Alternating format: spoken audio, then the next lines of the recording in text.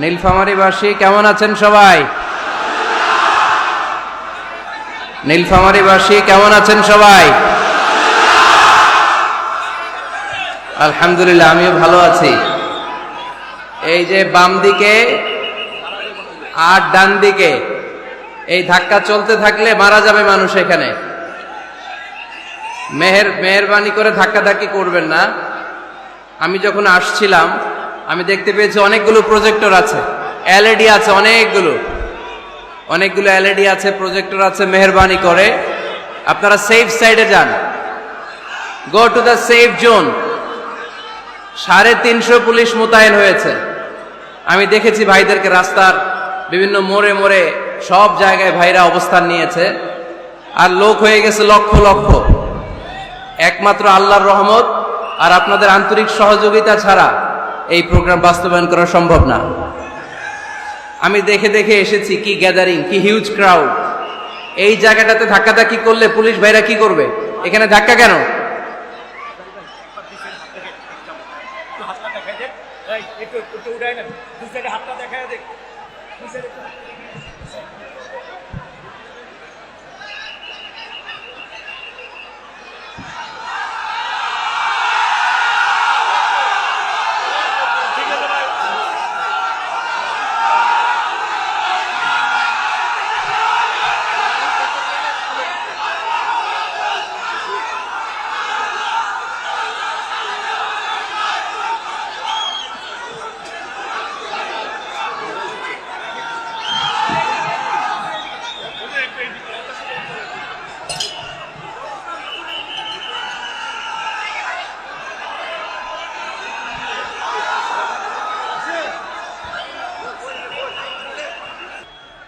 সকল প্রশংসার মালিককে,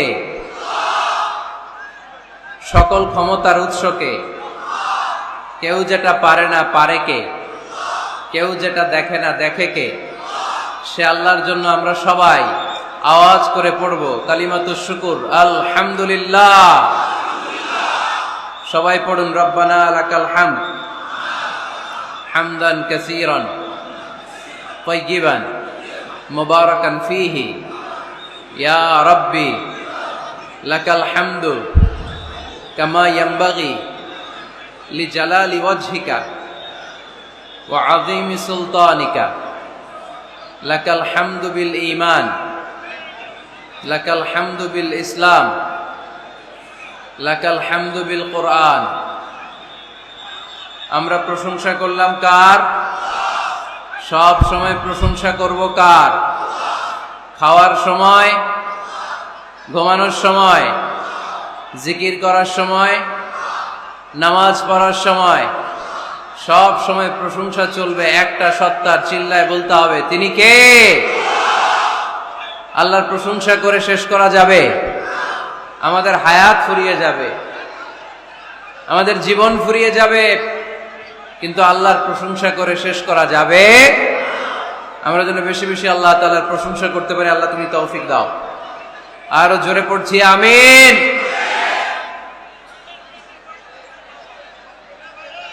থামতে হবে, থামতে হবে। না থামলে আওয়াজ করা যাবে না, কথা বলা যাবে না। থেমে যান, মেহেরবানি করে শান্ত হন, আওয়াজ করবেন না, মেহেরবানি করে। এইদিকে এখন আওয়াজ শুনতে পাচ্ছি। আওয়াজ কেন ভাই? আওয়াজ কিসের? আওয়াজ করবে না।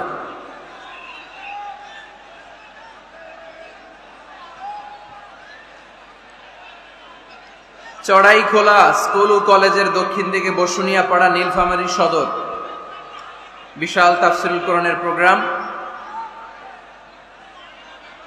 আজকের এই প্রোগ্রামের সম্মানিত সভাপতি জনাব দেওয়ান কামাল আহমেদ, মেয়র নীলফামারী পৌরসভা, সভাপতি বাংলাদেশ আওয়ামী লীগ নীলফামারী জেলা শাখা, উনি চলে এসেছেন আলহামদুলিল্লাহ। আমন্ত্রিত অতিথিদের মধ্যে আছেন জনাব শহীদ মাহমুদ, চেয়ারম্যান নীলফামারী সদর উপজেলা পরিষদ।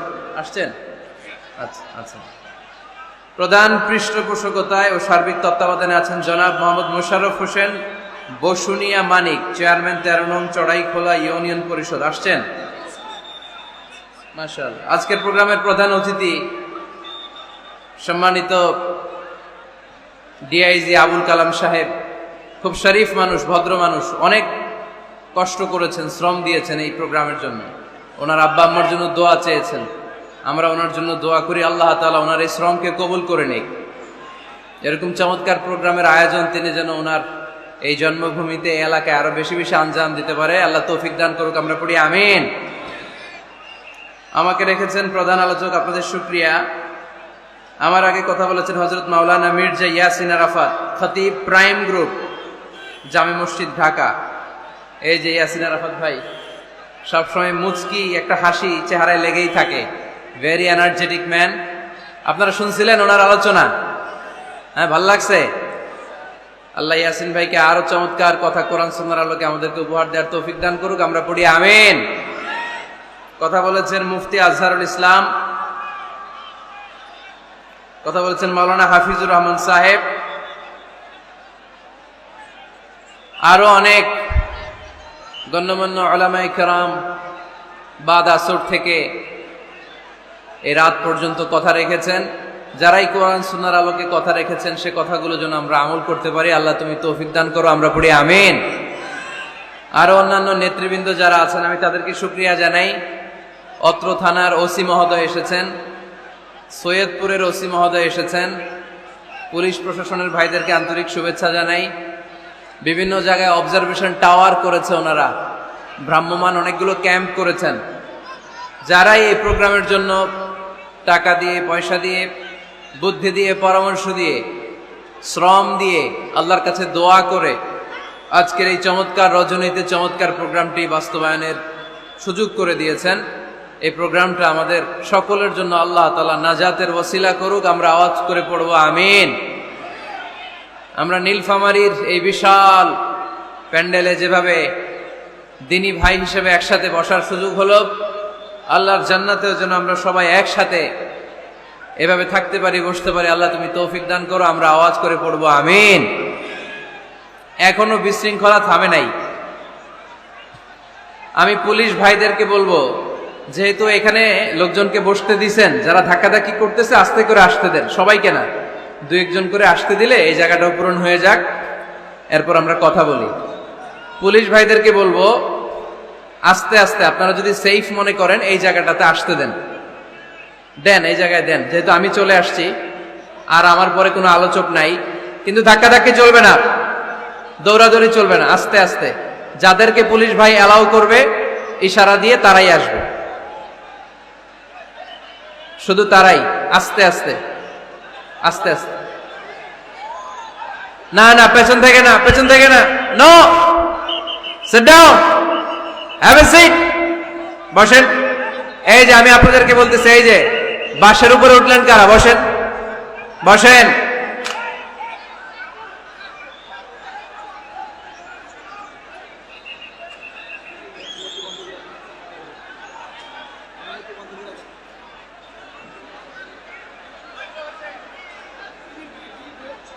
জি ডিবির ভাইয়ের আমি দেখেছি আপনারা অনেক চেষ্টা করতেছেন, একটু দেখেন।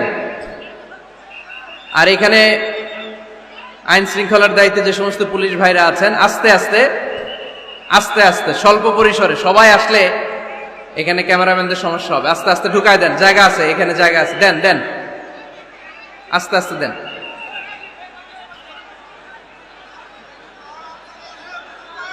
দেন পুলিশ ভাইরা ওদেরকে দেন, আস্তে আস্তে, দৌড়াদৌড়ি করবে না কেউ, বিশৃঙ্খলা করবে না কেউ, দেন, আসতে দেন, ওদেরকে আসতে দেন।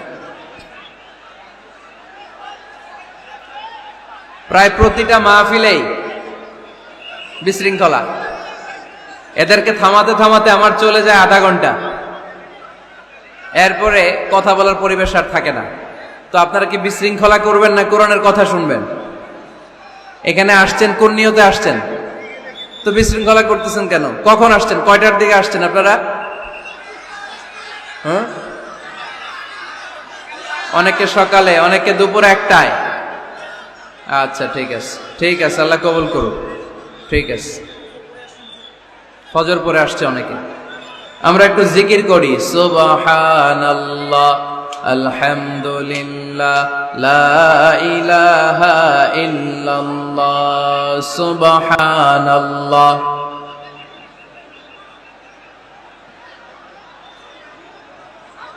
সুবহানাল্লাহ আলহামদুলিল্লাহ লা ইলাহা ইল্লাল্লাহ সুবহানাল্লাহ।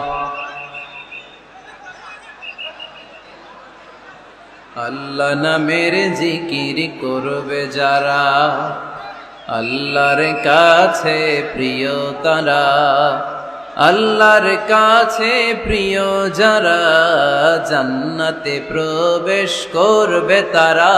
জোরে লা ইলাহা লা ইলাহা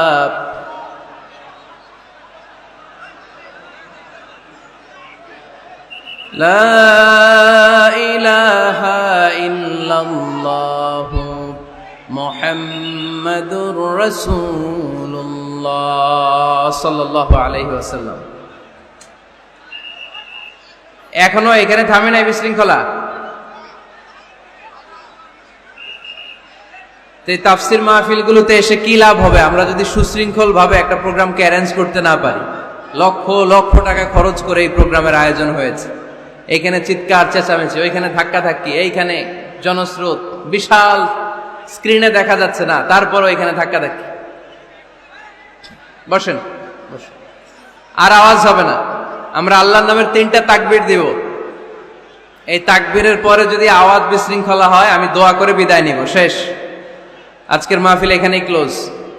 এই বিশৃঙ্খলায় আমি কথা বলি না। বিশৃঙ্খলা হইলে ওইখানে আমি কথা বলতে পারি না। আমাকে নীরব পরিবেশ করে দিলে সেখানে আমি কথা বলতে পারবো, কোনো আওয়াজ হবে না। আওয়াজ হলেই দোয়া করে দিব। আমার সাথে সাথে তাকবীর পড়েন, লিল্লাহে তাকবীর। আরো আওয়াজ করে সবাই পড়েন, লিল্লাহে তাকবীর, লিল্লাহে তাকবীর। মাশাআল্লাহ, একেবারে চুপ, একেবারে। সম্মানিত ভাইয়েরা, আজকে আমরা যে বইটা থেকে কথা শুনবো আওয়াজ করে বলতে হবে বইটার নাম। এই কোরআনে কোনো ভুল আছে? সন্দেহ আছে? সংশয় আছে? কারণ এই বইটাকে আমাদের হেদায়েতের জন্য নাজিল করেছেন কে? কোনো সন্দেহ নাই, সংশয় নাই। যালিকাল কিতাব লা রাইবা ফীহি হুদাল লিল মুত্তাকিন। This is the book whereof there is no doubt in it and a guidance to those who are muttaqin. এই বইটা এমন বই যে বইয়ে কোনো ভুল নাই, কোনো সন্দেহ নাই। আর মুত্তাকিনদের জন্য এই বইটাকে পথপ্রদর্শনকারী করে নাজিল করেছে কে? আল্লাহ। এজন্য এই বইটার সাথে আমাদের সম্পর্ক বাড়াতে হবে। প্রতিদিন কোরআনের তেলাওয়াত করা লাগবে, এই কোরআনের আয়াতগুলোর অর্থ বোঝা লাগবে। তাহলে দুনিয়াতেও শান্তি, আখিরাতেও শান্তি দিবে কে? আমরা যেন কোরআনকে আমাদের সাথী বানাই, কোরআনকে আমাদের বন্ধু বানাই। এই কোরআন থেকে আজকে আমরা কথা শুনবো। সবাই আওয়াজ করে পড়েন ইনশাআল্লাহ। আজকের আলোচনার বিষয় হচ্ছে হ্যাপি কাপল, সুখী দম্পতি। স্বামী আর স্ত্রী কেমন করে একটা সুখী দাম্পত্য জীবন কোরআনের আলোকে, ইসলামের আলোকে গঠন করতে পারে, এ বিষয়ে কিছু কথা আজকের এই চমৎকার রজনীতে আমরা শুনবো ইনশাআল্লাহ। পড়েন। আপনারা বিয়ে করছেন তো সবাই নাকি? হ্যাঁ,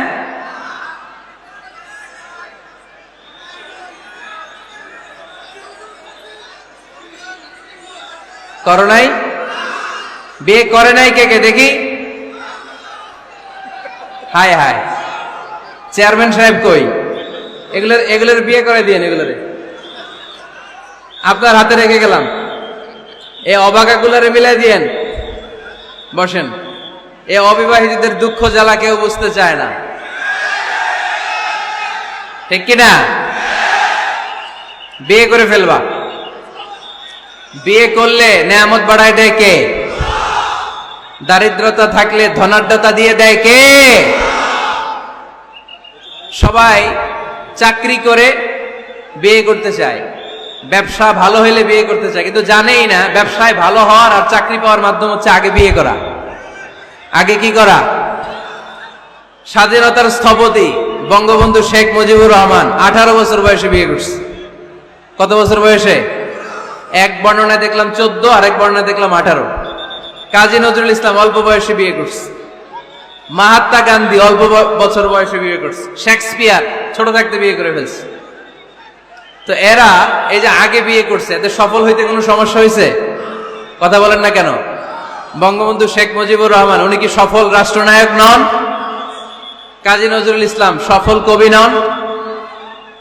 তো এদের আগে বিয়ে করা তো এদের সফলতা ঠেকায় রাখতে পারে নাই। এরা আগে বিয়ে করে সফল হয়েছে, কিন্তু আমরা সফল হয়ে তারপরে বিয়ের পিড়িতে বসতে চাই, ঠিক কিনা? ঝামেলাটা এইখানে। এজন্য ছেলের বাবা, মেয়ের বাবা, নীলফামারীতে যারা আছেন সবাইকে বলি, ছেলে মেয়ে প্রাপ্ত বয়স্ক যদি হয়, ছেলের জন্য উপযুক্ত মেয়ে পাওয়া গেলে, ভালো মেয়ে পাওয়া গেলে দিনদার, আর মেয়ের জন্য ভালো পাত্র পাওয়া গেলে বিয়ে দিয়ে দিবেন। আর নিকাহ মিন সুন্নতি ফামান রাগিবা আন সুন্নতি ফালাইসা মিন। বিশ্বনবী বলেন, বিয়ে এটা আমার সুন্নাত, আর যে আমার সুন্নাতকে পছন্দ করে না সে আমার উম্মত দাবি করতে পারবে। আরবাআন মিন সুনানিল মুরসালিন, চারটা কাজ দুনিয়ার সব নবীরা করেছেন, এর মধ্যে একটা হচ্ছে বিয়ে। সুবহানাল্লাহ পড়বেন না? এজন্য বিয়ে করবেন সম্মানিত ভাইরা, বিয়েতে বরকত। যারা বিয়ে করে নাই তাদের ইমানের অর্ধেক অপূর্ণাঙ্গ। বিয়ে করলে ইমানটাকে পরিপূর্ণ করে দেয় কে? তো যারা হাত তুলছে এদেরকে আল্লাহ রূপবতী, গুণবতী, নেককার, ভদ্র স্ত্রী দিয়ে আল্লাহ ধন্য করুক। আমরা পড়ি আমিন। দেখছেন এখন গলার আওয়াজ বড় হয়ে গেছে, এখন মহা খুশি, বিয়ের কথা শুনলেই খুশি। তো আজকের আলোচনাটা যারা নিউ কাপল, নতুন বিয়ে করেছেন তাদের কাজে লাগবে, আর যারা তোমরা বিয়ে করনি তোমাদেরও কাজে লাগবে সামনে, আর মুরব্বী যারা এদেরও কাজে লাগবে। আপনারা আপনাদের অভিজ্ঞতার আলোকে এই আলোচনার কথাগুলো আপনাদের নাতি নাতকো এদেরকে শোনাবেন। তাহলে আজকের আলোচনার বিষয় হচ্ছে হ্যাপি কাপল, সুখী দম্পতি। সুখী দম্পতি, দম্পতি মানে হচ্ছে স্বামী আর স্ত্রী। স্বামী আর স্ত্রী বানায় যেজন মিস্ত্রি, সে বড় আজব কারিগর, ও মনরে সে বড় কঠিন কারিগর। স্বামী আর স্ত্রী এই সম্পর্কটা মিলিয়ে দিয়েছেন কে? কোথায় মিলিয়ে দিয়েছেন? জান্নাতে। আওয়াজ করে বলেন কোথায়? আমাদের আদি পিতা আদম আলাইহিস সালাম, আদিমাতা হাওয়া আলাইহিস সালাম, এরা হচ্ছেন পৃথিবীর প্রথম দম্পতি, the first couple in the world. পৃথিবীর সর্বপ্রথম দম্পতির নাম হচ্ছে আদম আর হাওয়া। জান্নাতে ওনাদের বিয়ে পড়াই দিছিলেন কে? তার মানে বিয়ের সম্পর্কটা এটা জান্নাতি সম্পর্ক, এটা একটা চমৎকার সম্পর্ক। এজন্য এই দাম্পত্য জীবন, আমাদের এই সামাজিক জীবনের প্রভাব অনেক বেশি। অনেক দম্পতি আমাদের কাছে বলে, হুজুর সুখ নাই, শান্তি নাই। স্ত্রী এসে বলে, হুজুর আমার হাজবেন্ড আমাকে পছন্দ করে না, পরকিয়া করে। এই পরকিয়ার ভাইরাস বাংলাদেশে আছে না নাই? নীলফামারীতে বোধহয় নাই, আপনাদেরও আছে? আচ্ছা। আবার অনেক হাজবেন্ড এসে বলে, আমার স্ত্রীর এই সমস্যা। তো এগুলো সমাজের সবচেয়ে বড় সমস্যা, ঘাতক ব্যাধির চেয়েও বড় ব্যাধি। এগুলো নিয়ে কেউ মুখ খোলে না, কথা বলে না, ফলে দাম্পত্য জীবনের কলহ এটা দুর্বিষহ হয়ে ওঠে। আজকের আলোচনার মধ্য দিয়ে আমরা জানবো স্বামী স্ত্রী কেমন করে একটা সুখী, সমৃদ্ধ, আনন্দময় দাম্পত্য জীবন লিড করতে পারে। এ বিষয়ে আমাদের জানার দরকার আছে না নাই? আচ্ছা, আপনারা শুনতেছেন? আপনাদের সকলের মনোযোগ কি আমার দিকে, না ডানে বায়ে তাকাচ্ছেন? এই দিকে এখনো থামতে পারে নাই, আপনি করাই দেন পরে। এই বাম দিকে এখনো থামতে পারে নাই। আমার মোনাজাতের সময় হয়ে আসতেছে, তোমরা ধাক্কাধাক্কি করো। ধাক্কাধাক্কি করতে করতে দেখবা যে আমি দোয়া করে চলে যাচ্ছি, কিছুই নিয়ে যেতে পারলা না, তোমরা নিজেও শুনলা না, অন্যদেরকেও শুনতে দিলা না। না না, এরকম করেন না, চেয়ার দিয়ে করেন না, চেয়ার দিয়ে করেন না, রাখেন রাখেন রাখেন।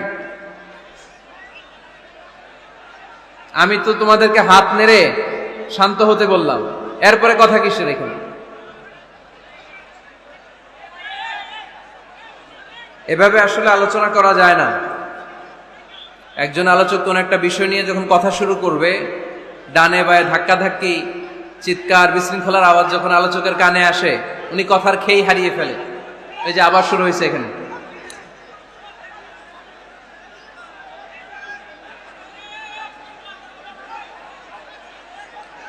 এই যে এখানে 50 জন হবে, আমার দিকে তাকাও। কি এখানে কি তোমাদের সমস্যা কি? এখানে কি জায়গা নাই? তো গো ব্যাক। পেছনে যাও, পেছনে যাও, ওই যে এলইডি আছে ওখানে বসে দেখো, ওখানে তো আমার আরো বড় দেখা যায়, ওখানে যেয়ে দেখো। এইখানে কি প্রতিটা মাহফিলে এই আমার ডান দিকে এ বাম দিকে কয়েকশো ছেলে পেলে ধাক্কা ধাক্কি করে শেষ পর্যন্ত বিশৃঙ্খলা। আল্লাহ হায়াতে বাঁচায় রাখলে মার্চের 15 তারিখ পর্যন্ত আমি আলোচনা করব দেশে। আজকের এই ক্যামেরাম্যানদের কথা এটা ছড়ায় যাবে, সব কমিটি এই দুই দিকে ফাঁকা রাখবেন, এইখানে আপনাদের নিরাপত্তা কর্মী রাখবেন, কেউ থাকতে পারবে না এদিকে। সামনে যতদূর বসবে সব সামনে, এই জায়গা আমি ফাঁকা দেখতে চাই। সামনে আমার প্রোগ্রাম যেখানে হবে মেহরবানি করে এটা আপনারা অ্যারেঞ্জ করবেন, কারণ এদের কারণে পুরো মাহফিলে বিশৃঙ্খলা। এই যে এখানে কয়েকশো লোক, এইদিকে কয়েকশো লোক, এরা কিন্তু শান্ত, এরা শান্ত। এই যে লক্ষ লক্ষ লোক জড়ো হয়েছে, এদের টাইমের দাম আছে। কি জবাব দিবা তোমরা আল্লাহর কাছে? কেন বিশৃঙ্খলা করো এখানে? একেবারে চুপ, একেবারে চুপ।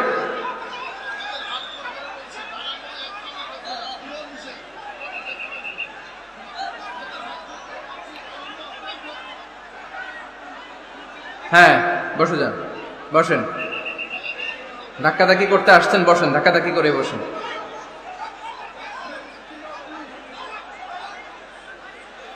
সম্মানিত ভাইরা, আমরা দাম্পত্য জীবনে সুখী হতে চাই কোরআন সুন্নাহর আলোকে। স্বামী স্ত্রীর সম্পর্কটা এটা একটা মধুর সম্পর্ক, ঠিক কিনা? স্বামী স্ত্রীর সম্পর্কটা কেমন জানেন? স্বামী স্ত্রীর সম্পর্কটা হচ্ছে হাত আর চোখের মতো। হাত ব্যথা পেলে চোখ দিয়ে পানি ঝরে, আবার চোখ দিয়ে পানি ঝরলে হাত সেই পানি মুছে দেয়, ঠিক কিনা? স্বামী আর স্ত্রীর সম্পর্কটা এরকম হবে, হাত আর চোখ। হাতে হাত কেটে গেলে চোখ দিয়ে পানি পড়ে, আবার চোখ দিয়ে পানি পড়লে হাতই ওই পানি মুছে দেয়। সম্পর্কটা এরকম থাকার দরকার আছে না নেই? আছে। আল্লাহ তাআলা স্বামী স্ত্রীর সম্পর্ককে কোরআনে পোশাকের সাথে তুলনা করেছেন। ড্রেস, কস্টিউম, পোশাক। আওয়াজ করে বলেন, কিসের সাথে তুলনা করেছেন?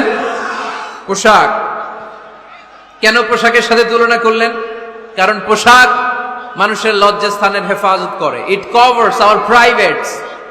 পোশাক, ড্রেস এন্ড কস্টিউম এটা আমাদের লজ্জাস্থানকে ঢেকে রাখে, আমাদের ঈমান বাঁচায়। তেমনি স্বামী তার স্ত্রীর চরিত্র হেফাজত করে, স্ত্রী তার স্বামীর চরিত্র হেফাজত করে, ঠিক কিনা? এজন্য আল্লাহ তাআলা মেটাফরিক্যালি, রূপক ভাবে স্বামী স্ত্রীকে পোশাকের সাথে তুলনা করেছেন। আবার পোশাক পরলে খুব সুন্দর লাগে, ডিজাইন করে, এমব্রয়ডারি করে, বিভিন্ন ডিজাইনের, বিভিন্ন স্টাইলের, বিভিন্ন ফ্যাশনের পোশাক মানুষ পরে। পোশাক পরলে মানুষের শ্রী বর্ধিত হয়, সৌন্দর্য বেড়ে যায়। ঠিক তেমনি নারীর চোখে পুরুষ সুন্দর, পুরুষের চোখে নারী সুন্দর, ঠিক কিনা? পোশাকের 3 নাম্বার কাজ হচ্ছে পোশাক মানুষকে কমফোর্ট দেয়, আরাম। এই যে শীতকালে আপনারা অনেকে ব্লেজার পরে আসছেন, অনেকের গলায় মাফলার, অনেকের গায়ে চাদর, আরাম লাগে না? কথা বলেন না কেন? লাগে। আবার গ্রীষ্মকালে এই মাফলার পরে কেউ বের হয়?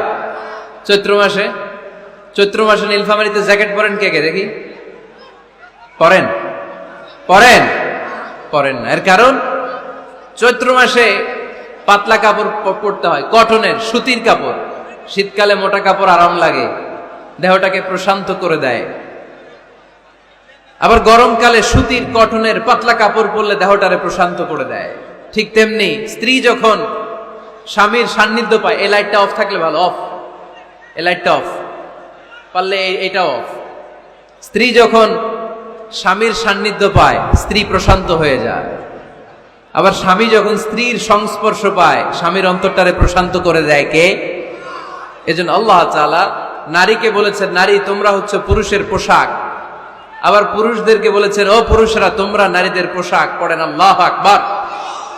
রব্বুল আলামিন বলেন, হুন্না লিবাসুল লাকুম ওয়া আনতুম লিবাসুল লাহুন। ও নারীরা, তোমরা তোমাদের স্বামীদের পোশাক, আর তোমাদের স্বামীরা হলো তোমাদের পোশাক।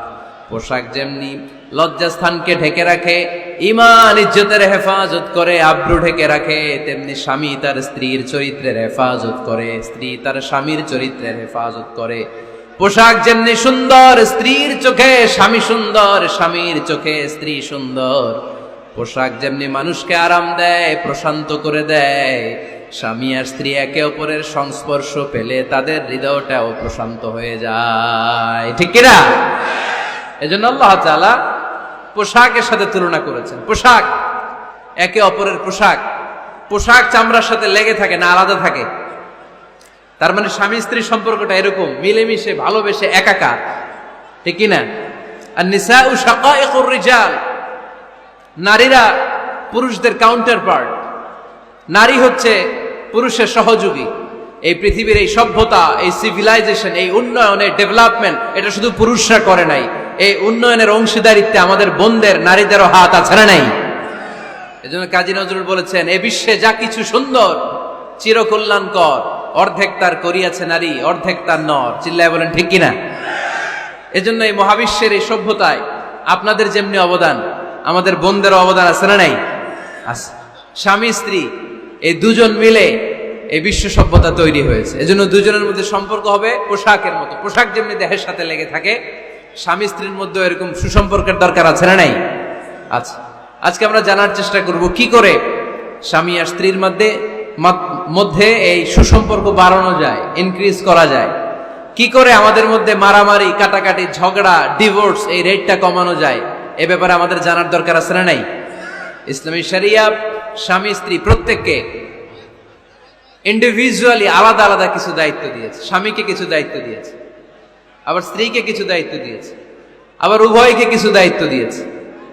আমরা শুরুতে স্বামী স্ত্রীর উভয়কে আল্লাহ তাআলা কি দায়িত্ব দিয়েছে এটা জানবো।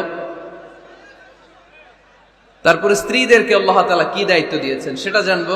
সবশেষে স্বামীদেরকে আল্লাহ তাআলা কি দায়িত্ব দিয়েছে সেটা জানবো। এই দায়িত্বগুলো পালন করার মধ্য দিয়ে দাম্পত্য জীবনকে সুখময় করে দিবে কে? আল্লাহ। শুরুতে আমরা জানবো দ্য কালেকটিভ রেসপন্সিবিলিটি, যৌথ দায় দায়িত্ব কি আছে স্বামী আর স্ত্রীর, কেমন করে দাম্পত্য জীবনকে সুখময় শান্তিময় করতে হয়। একটা দাম্পত্য জীবন কলহমুক্ত করতে চাইলে, সুখময় করতে চাইলে সর্বপ্রথম স্বামী স্ত্রীর যেটা খেয়াল রাখতে হবে সেটা হচ্ছে স্বামী স্ত্রীর উভয়ের স্যাক্রিফাইসের মানসিকতা থাকা লাগবে। স্যাক্রিফাইস, আওয়াজ করে আমার সাথে সাথে বলেন স্যাক্রিফাইস। এই স্যাক্রিফাইস ছাড়া দাম্পত্য জীবন টিকবে? দুইজনেই যদি ঝগড়া করে, দুইজনেই যদি রেগে যায়, ঝামেলা আছে না নাই? স্বামী রেগে গেলে স্ত্রীকে থেমে যেতে হয়, আবার স্ত্রী রেগে গেলে স্বামীকে থেমে যেতে হয়। স্বামীও যদি রেগে যায়, স্ত্রীও যদি রেগে যায়, তাহলে তৃতীয় বিশ্বযুদ্ধ বেঁধে যাবে, ঠিক কিনা? এই জন্য রেগে গেলেন তো হেরে গেলেন, রাগা যাবে না। স্বামী যদি রেগে যায়, স্ত্রী থেমে যেতে হবে। স্ত্রী যদি রেগে যায়, স্বামী থেমে যেতে হবে। এটাই দাম্পত্য জীবনের সুখ আর সমৃদ্ধির মূল ফর্মুলা। স্যাক্রিফাইস করতে হবে। এর কারণ আপনি যদি দোষ খুঁজতে শুরু করেন, দোষ ছাড়া পৃথিবীতে মানুষ নাই, ঠিক কিনা? No one is perfect in this world. এই পৃথিবীতে কেউই পারফেক্ট না। আপনি যে আপনার স্ত্রীর দোষ খোঁজেন, আপনারও দোষ আছে না নাই? আবার ভাবি যদি আপনার খালি দোষ খোঁজে, ভাবিরও দোষ আছে না নাই? না, এজন্য দোষ খুঁজবেন না, স্যাক্রিফাইস করেন, একটু মানিয়ে নিন। দাম্পত্য জীবনটা এরকমই, একটু ছাড় দিতে হয়, একটু মানিয়ে নিতে হয়। দাম্পত্য জীবনে কখনো মন খারাপ, কখনো মন ভালো, কখনো রোদ, কখনো বৃষ্টি, এই নিয়েই দাম্পত্য জীবন, ঠিক কিনা? তাহলে দাম্পত্য জীবনে যদি আমরা সুখ পেতে চাই, সকল নবদম্পতিকে বলবো একটু ছাড় দেওয়ার মানসিকতা বিল্ড আপ করেন, একটু মানিয়ে নেন, একটু মানিয়ে নেন, একটু ছাড় দেন, একটু মিলেমিশে চলেন। এক স্যাক্রিফাইস আমাদের জীবনটারে, আমাদের দাম্পত্য জীবনটাকে একটা জান্নাতি দাম্পত্য জীবন বানাই দিবে, ঠিক কিনা? দাম্পত্য জীবনকে সুখী করার 2 নাম্বার ফর্মুলা হচ্ছে ঝগড়া করা যাবে না। আপনারা ঝগড়া করেন নাকি? হ্যাঁ, বউয়ের সাথে ঝগড়া করেন না এরকম বিবাহিত পুরুষ কে কে আছেন দেখি এখানে? হাত তুলছে অনেকে। বিশ্বাস হয় আপনাদের? হ্যাঁ, অনেক ঝগড়া। হ্যাঁ, আচ্ছা, মেয়েরা বেশি করে? না না, এই মহিলা প্যান্ডেল আছে এদিকে, এদেরকে জিজ্ঞেস করলে বলবে সব দোষ আপনাদের, আর আপনারা দোষ দিচ্ছেন এদের। তো ঝগড়া করবেন না, মেহরবানি করে সম্মানিত ভাইরা, ঝগড়া করবেন না। কারণ এই ঝগড়া থেকে সামান্য ঝগড়া থেকে অনেক সময় বিচ্ছেদের দিকে চলে যায় সম্পর্ক। ছোট্ট ঝগড়া থেকে যেতে যেতে ঝগড়া বাড়তে বাড়তে ডিভোর্সের দিকে গড়ায়, এরকম আছে না নাই? না, সামান্য ঝগড়া যদি বেঁধে যায়, শয়তান এটার মধ্যে বাতাস দেয়, এটারে বাড়াতে বাড়াতে শয়তান অনেক বড় করে। ইমানদারদের পরিবার ভেঙে গেলে শয়তান খুশি, আর ইমানদারদের পরিবার টিকে থাকলে আমার আল্লাহ খুশি। আমরা কার খুশি চাই? জোরে বলতে হবে, খুশি চাই কার? শয়তান সব সময় চায় ইমানদারদের ফ্যামিলি ভেঙে দিতে। Always he tries his level best to break down the relationship of a মুমিন ফ্যামিলি। একজন ইমানদারের ফ্যামিলি কি করে ব্রেক ডাউন করে দেয়া যায়? যেন ঝগড়াই করবো না আমরা। আপনি ঝগড়া করলে ভাবি যেন ঠান্ডা থাকে, ভাবি ঝগড়া শুরু করলে আপনি ঠান্ডা থাকবেন।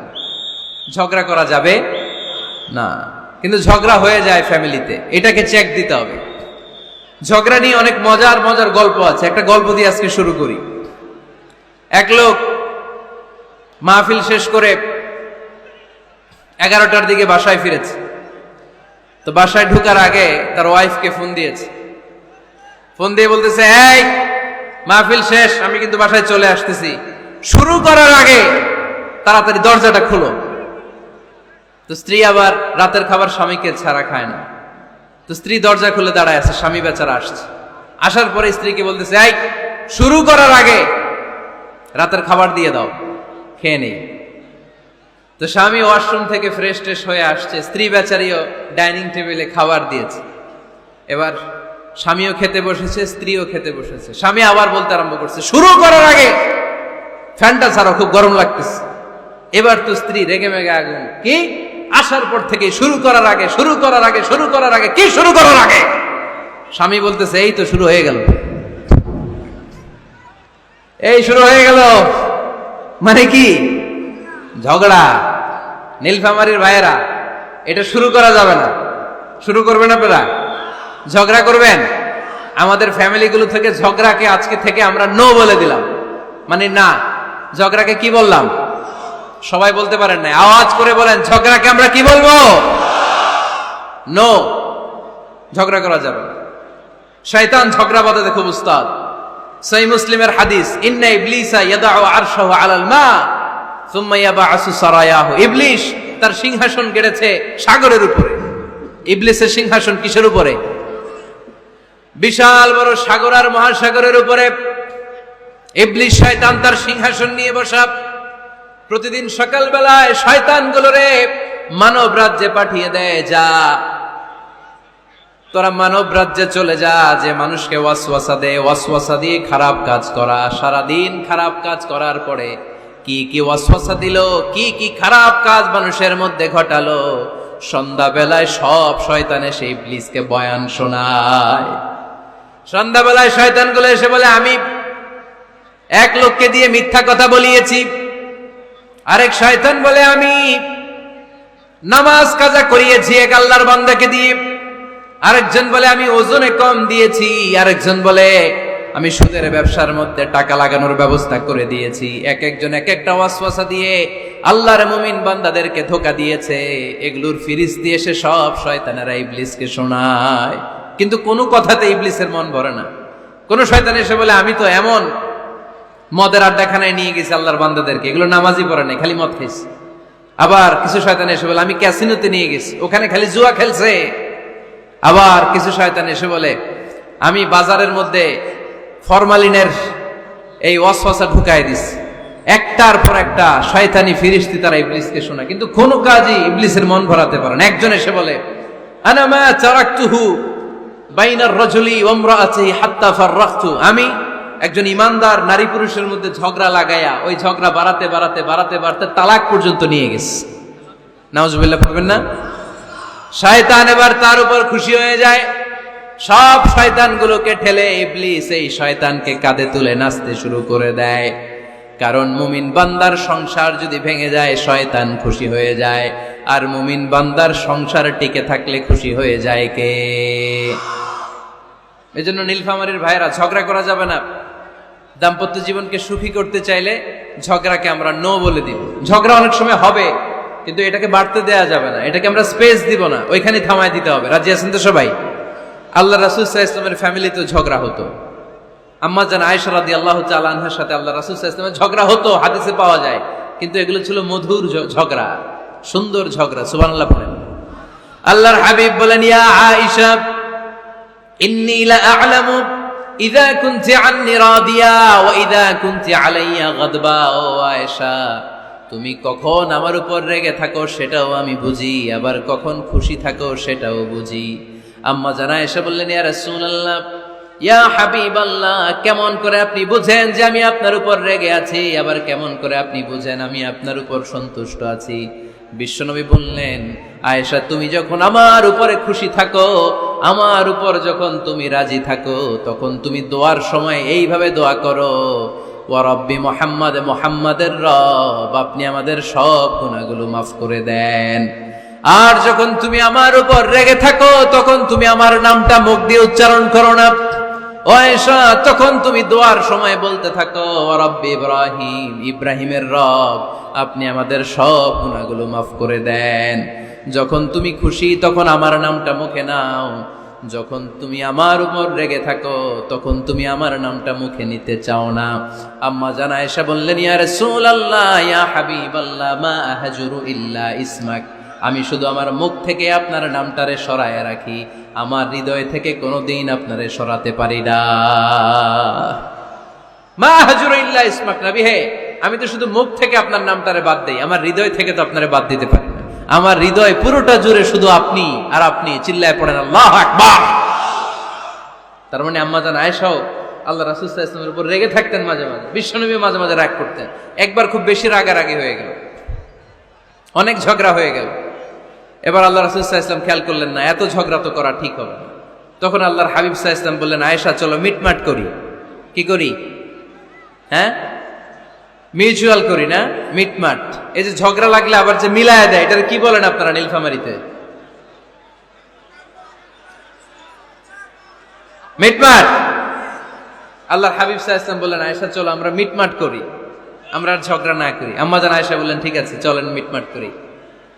বিশ্বনবী বললেন, ঠিক আছে, একজনকে নিয়ে আসি যে দুইজনের মাঝে মিটমাট করাই দিবে। কারে নিয়ে আসবো? ওমরে ফারুককে নিয়ে আসি। আম্মা জান আয়েশা বলে, না, ওমরু গলিদ, ওমরের মেজাজ গরম, আমার ভয় লাগে। সুবহানাল্লাহ পড়বেন না?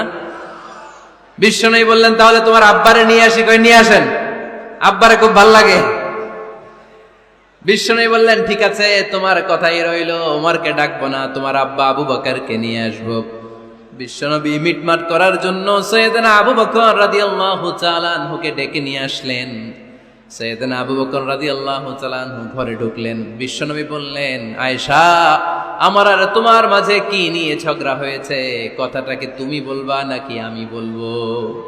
আম্মা জান আয়েশা বলেন, আপনিই বলেন, তবে মিথ্যা বললেন না, যা ঘটছে ওইটাই বললেন। ওয়ালা তাকুল ইল্লা হাক্কান, যেটা সত্য ওইটাই বলবেন, অন্য কিছু বলবেন না। আবু বকর রাদিয়াল্লাহু তাআলা আনহু তো শুনে রেগে মেগে আগুন। কি এত বড় সাহস, বিশ্বনবীর সামনে দাঁড়িয়ে তুমি এভাবে কথা বলো? এই আদব শিক্ষা দিয়েছি তোমাকে আমি। রেগে গেলেন। বিশ্বনবী কি সত্য ছাড়া মিথ্যা কিছু বলবেন? রেগে মেগে চিৎকার করে মেয়ের গালের মধ্যে দিলেন এক চপেটাঘা। এক থাপ্পড় খেয়ে আম্মা জান আয়েশা উল্টায় পড়লেন। আবার মারার জন্য সাইয়েদনা আবু বকর রাগে গড়গড় করছিলেন, মেয়েরে আবার মারার জন্য উদ্যত হলেন। বিশ্বনবী অবস্থা ভয়ঙ্কর দেখে সাইয়েদনা আবু বকরের সামনে দুই হাত মেলে এইভাবে দাঁড়িয়ে গেলেন। বিশ্বনবীকে যখন আবু বকর রাদিয়াল্লাহু তাআলা আনহু দাঁড়াতে দেখলেন, সাইয়েদনা আবু বকর মুহূর্তের মধ্যে থেমে গেলেন। সুবহানাল্লাহ পড়েন। সাইয়েদনা আবু বকর রাদিয়াল্লাহু তাআলা আনহু ঘর থেকে বের হয়ে গেলেন। এবার বিশ্বনবী আম্মা জান আয়েশার কাছে যেয়ে বলেন, ও আয়েশা, দেখো, আমি তোমারে মাইর থেকে বাঁচাইলাম। আমি না থাকলে তোমার বাবা তোমারে আসে শেষ করে ফেলতো, ঠিক কি না? আমি বাঁচাইছি তোমারে। ইয়া আয়েশা, কাইফা রাআইতিনি আনখাসতুকি মিনার রাজুল, দেখছো আয়েশা কেমনে বাঁচাইলাম তোমারে? আজকে আমি না থাকলে এমন পিট্টি দিত তোমার বাবা, একেবারে খবর হয়ে যেত। আম্মা জান আয়েশা লজ্জায় পড়ে গেলেন, হেসে দিলেন। বিশ্বনবীও হেসে দিলেন। সুবহানাল্লাহ পড়েন। দুইজনের এই হাসির আওয়াজ ঘরের বাইরে থেকে সাইয়েদনা আবু বকর শুনতে পেলেন। উনি শুনে তো অবাক, কিরে, এতক্ষণ তৃতীয় বিশ্বযুদ্ধ, এখন আবার হাসে। ঘরে ঢুকলেন।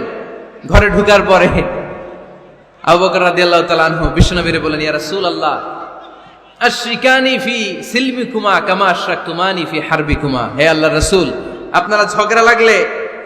আপনারা দুইজন ঝগড়া লাগলে মিটমাট করার জন্য আমারে যেমনি ডাকেন, আপনারা যখন সুখ আনন্দ আর হাসাহাসিতে ব্যস্ত থাকেন, ওই হাসির সময়গুলোতে শেয়ার করার জন্য তখনও আমার একটু ডাইকেন পড়েন সুবহানাল্লাহ। ও নবী, শুধু ঝগড়ার সময় ডাইকেন না, শুধু মিলায় দেওয়ার জন্য ডাকবেন না। আপনাদের মধ্যে যখন সুখকর আনন্দময় হাসাহাসির মুহূর্তগুলো কাটে, ওই মুহূর্তগুলোতেও আমাকে এনে আপনারা শেয়ার করে দিয়েন, পড়েন সুবহানাল্লাহ। মুসনাদে আহমদ ইবনে হাম্বলের হাদিস। এই হাদিস প্রমাণ করে আল্লাহ রাসূল সাল্লাল্লাহু আলাইহি ওয়াসাল্লামের ঘরেও ঝগড়া হতো স্ত্রীদের সাথে, তবে মধুর ঝগড়া, শিক্ষণীয় ঝগড়া। আওয়াজ করে বলতে হবে ঠিক কি না? এজন্য ঝগড়া হবে, কিন্তু ঝগড়াকে বাড়তে দেয়া যাবে। তাহলে দাম্পত্য জীবন সুখময় করতে চাইলে 1 নম্বরে স্যাক্রিফাইস, 2 নম্বরে ঝগড়াকে আমরা কি বলে দিছি আজকে? বলে গেছি ঝগড়াকে কি বলবো? নো। তাসলিমা নামে একটি মেয়ে হারিয়ে গেছে। ওসি সাহেব বলেছেন পিছনে পুলিশের কাছে যদি পাঠিয়ে দিতে পারেন ভালো হয়। ছোট্ট মেয়ে দেখলে জিজ্ঞেস করবেন তোমার নাম কি, যদি বলে তাসলিমা, 6 বছর বয়স, ওকে পাঠিয়ে দিবেন। 3 নাম্বার, দাম্পত্য জীবন সুখময় করতে চাইলে দাম্পত্য জীবনের কোনো গোপন কথা কারোর সাথে শেয়ার করা যাবে না। এটা কবিরা গুনাহ, এটাকে হারাম বলে ঘোষণা দিয়েছে কে? এটাকে বিষ্ণু বলেছেন আযমুল আমানা। স্বামী স্ত্রীর মধ্যে যে অন্তরঙ্গ মুহূর্ত কাটে, এই মুহূর্তগুলোর কথা কারোর সাথে শেয়ার করা যাবে? নীলফামারীর যুবক ভাইরা চিল্লায় বলে এগুলো শেয়ার করা যাবে? বিষ্ণু বললেন খবরদার, এটা আযমুল আমানা। স্বামীর সবকিছু স্ত্রীর কাছে আমানত, স্ত্রীর সবকিছু স্বামীর কাছে আমানত। আবার বিষ্ণু বলেছেন যারা স্বামী স্ত্রীর গোপন দাম্পত্য জীবনের কথা অন্যের কাছে শেয়ার করে দেয়, তারা হলো আশারুন নাস, পৃথিবীর মধ্যে সবচাইতে নিকৃষ্ট মানুষ। এরা নিকৃষ্ট, এদের চাইতে নিকৃষ্ট আর কেউ হতে পারে না। উলাইকা কাল আনআম বাল হুম আদাল। এরা পশুর চাইতেও নিকৃষ্ট, যারা স্বামী স্ত্রীর প্রাইভেট কথা, পার্সোনাল কথা মানুষের কাছে বলে বেড়ায়। আর সিবাউ হারাম, এই গোপনীয় সব কথাগুলোকে অন্যের কাছে প্রকাশ করা হারাম করেছে কে? চিল্লায় বলতে হবে কে? তাহলে খবরদার, নিজেদের দাম্পত্য জীবনের কোনো কিছু অন্যের সাথে শেয়ার করবেন না। আমাদের বোনরা অনেক সময় একসাথে বসলে পেটের কথা, পিঠের কথা সব বলে ফেলায়, আছে না নাই? না বোনেরা, সব শেয়ার করলেও আপনাদের দাম্পত্য জীবনের কোনো কথা কখনো কারোর সাথে শেয়ার করতে পারবেন না। 4 নম্বর ফর্মুলা হচ্ছে অহেতুক সন্দেহ পরিহার করতে হবে। অনেক স্ত্রী আছে স্বামীরে খালি সন্দেহ করে, আছে না নাই? নীলফামারীতে এই সমস্যা নাই, আছে? এই যে ভুক্তভোগী পাওয়া গেছে, আছে না নাই? আছে, খালি সন্দেহ করে। এই তুমি ওদিকে তাকাইলে কেন, ওই বেটির দিকে তাকাইলে কেন, এই তোমার মোবাইল দাও, কারে ফোন দিলা দেখি, এই ফেসবুকের পাসওয়ার্ড দাও দেখি কি করছে, দেখি মেসেঞ্জারে কার সাথে চ্যাটিং করছে, আছে না নাই? এই যে অহেতুক সন্দেহ আপনার ফ্যামিলিটারে জাহান্নামের টুকরা বানায় দিবে। আবার অনেক স্বামী আছে স্ত্রীকে খালি সন্দেহ করে, এদিকে তাকালে সন্দেহ করে, ওদিকে তাকালে সন্দেহ করে, বাসায় থাকলেও সন্দেহ, বাইরে গেলেও সন্দেহ, এরকম আছে না নাই? না, অহেতুক সন্দেহ এটা পরিহার করবেন। এই সন্দেহ খুব খারাপ জিনিস। আমি ব্যক্তিগতভাবে অনেক কেস এরকম হ্যান্ডেল করেছি। এসে বলে হুজুর খালি সন্দেহ করে, এটা একটা রোগ। এটা কি? আপনার ফ্যামিলিটারে শেষ করে দেবে। এজন্য অহেতুক সন্দেহ পরিহার করবেন। হ্যাঁ, সত্যি যদি পরকীয়ার কোনো ঘটনা ঘটে থাকে ওটা নিয়ে বসেন, ফেস টু ফেস কথা বলেন, ফ্যামিলি মিটিং করেন, সরাসরি সেটেল করার চেষ্টা করেন। কিন্তু অহেতুক সন্দেহ একটা রোগ। এই রোগ থেকে আল্লাহ তুমি দাম্পত্য জীবনকে বাঁচাও, আমরা আওয়াজ করে পড়বো আমিন। 5 নাম্বার, স্বামী স্ত্রী একে অপরকে আল্লাহর বিধান স্মরণ করায় দিবে। স্বামী যদি ফজরের সময় ঘুমায় থাকে, স্ত্রীর ডেকে দেওয়ার দরকার আছে না নেই? আবার স্ত্রী যদি ঘুমায় থাকে, স্বামীর ডেকে দেওয়ার দরকার আছে না নেই? কোন স্বামী যাবে জান্নাতে, তার স্ত্রী যাবে জাহান্নামে। আবার স্ত্রী হবে জান্নাতি, স্বামী যাবে জাহান্নামে। এরকম আমরা চাই নাকি? আমরা যখন জান্নাতে যাব, আমার স্ত্রীর হাত ধরে একসাথে জান্নাতে ঢুকতে চাই, ঠিক কিনা? আবার আমার স্ত্রী যখন জান্নাতে যাবে, সে একা ঢুকতে পছন্দ করবে? এজন্য আমরা দুনিয়াতে যেমনি এক ছাদের নিচে, এক জায়গায়, এক বাড়িতে, জান্নাতেও আমরা এক বাড়িতে থাকতে চাই। আওয়াজ করে বলতে হবে ঠিক কিনা? এজন্য গবেষকরা বলেছে স্বামী স্ত্রীর ভালোবাসাটাকে তারা বলে লাভ পিরামিড। কি পিরামিড? লাভ পিরামিড। এই ত্রিভুজ আকৃতির। কিরে ভাই? আচ্ছা, লাভ পিরামিড, ত্রিভুজ আকৃতির, ট্রায়াঙ্গেল। আপনারা ত্রিভুজ চিনেন? কথা কয় না। ত্রিভুজের কয় কোণা? কয় কোণা? 3 কোণা। এই যে এরকম, তাই না? এজন্য স্বামী স্ত্রীর ভালোবাসাটাকে বলে লাভ পিরামিড। উপরের সমুচার মতো না, উপরে থাকে আল্লাহ আর ডানে স্বামী বায়ে স্ত্রী, এই দুই কোণায় স্বামী স্ত্রী আর উপরের কোণায় আল্লাহ। স্বামী স্ত্রী যদি আল্লাহর আনুগত্যের দিকে যেতে চায়, যতই তারা the couple come to Allah, they come closer to each other. তারা যদি আল্লাহর কাছাকাছি যায়, তারা নিজেরাও কাছাকাছি হয়, ঠিক কিনা? তারা আল্লাহর কাছে যেতে যেতে যেতে যেতে আল্লাহর ইবাদতে যদি একেবারে আল্লাহর কাছে চলে যায়, তারা নিজেরাও কাছাকাছি চলে যায়, ঠিক কিনা? আর তারা আল্লাহর আনুগত্য থেকে যত দূরে সরে তারা নিজেরাও নিজেদের থেকে তত দূরে সরে পড়ে। চিল্লায় বলেন ঠিক কিনা? লাভ পিরামিড এটা। এজন্য the closer the couple comes to Allah, the closer the couple comes to each other. Couple স্বামী স্ত্রী আল্লাহর ভালোবাসা নিজের মধ্যে যত গাঢ় করবে, আল্লাহর আনুগত্য যত বেশি করবে, আল্লাহর ইবাদত যত করবে, নিজেরাও তত কাছাকাছি আসবে। আর আল্লাহরে যত ভুলবে, নিজেদের মধ্যে বড় বড় ফারাক করে দিবে কে? তাহলে এই পাঁচটা বিষয় স্বামী স্ত্রীর উভয়ের উপর বর্তায়। এগুলো মেনে চললে দাম্পত্য জীবনকে সুখময় করে দিবে কে? আল্লাহ। এবার আমরা শুনবো আমাদের বোনদেরকে, যে ডান দিকে আমি শুনলাম আমাদের বোনদের বিশাল প্যান্ডেল আছে না নাই? আচ্ছা, আজকে বোনদের দিয়ে শুরু করি। স্ত্রীদেরকে আল্লাহ কি দায়িত্ব দিয়েছে একটা ফ্যামিলিকে সুন্দর করতে, একটা দাম্পত্য জীবনকে সুন্দর করতে? স্ত্রীর 1 নম্বর দায়িত্ব হচ্ছে she should make a comfort to her husband. স্ত্রীর উচিত স্বামীর জন্য ঘরটাকে প্রশান্তির নীড় বানিয়ে রাখা। কি বানিয়ে রাখা? প্রশান্তির নীড়। স্ত্রী হওয়া উচিত এমন যাকে দেখলে স্বামীর চোখ জুড়ায়, স্বামীর প্রাণ জুড়িয়ে যায়, স্বামীর হৃদয়টা ঠান্ডা হয়ে যায়, ঠিক কিনা? আর স্ত্রীর দিকে তাকালে যদি মেজাজ গরম হয়ে যায়, মেজাজ খিটখিটে হয়ে যায়, ঝামেলা আছে না নাই? ঝামেলা আছে। এজন্য মেহেরবানি করে আমাদের বোনরা যারা, এমন কোনো কাজ করবেন না যেটা স্বামীর মেজাজকে খিটখিটে করে দেয়। কারণ আল্লাহ তাআলা আপনাদেরকে তৈরি করেছে লিতাসকুনু ইলাইহা, স্বামী আপনার কাছে গেলেই যেন তার হৃদয়টা প্রশান্ত হয়ে যায়, ঠিক কিনা? অনেক স্ত্রী আছে না জেনে না বুঝে স্বামীর সাথে এমন খিটখিটে মেজাজ দেখায় যেটা স্বামীর জন্য মেনে নেওয়া কষ্টকর। আমি একটা জরিপে পড়েছি, পৃথিবীর অনেক স্বামী স্ত্রীর কারণে হার্ট অ্যাটাক করে মারা যায়। আছে না নাই? এই তো ভুক্তভোগী পাওয়া গেছে। স্বামীর জন্য একটা ত্রাস হয়ে দাঁড়ায় স্ত্রী, ত্রাস। অনেক স্বামী আছে স্ত্রীর এরকম আচরণের কারণে, অতিরিক্ত প্রেসার ক্রিয়েট করার কারণে স্ত্রীদেরকে ভয় পায়। অবশ্য নীলফামারীর কোন স্বামী তার স্ত্রীরে ভয় পায় না। ভয় পায়? স্ত্রীরে ভয় পান কে কে দেখি?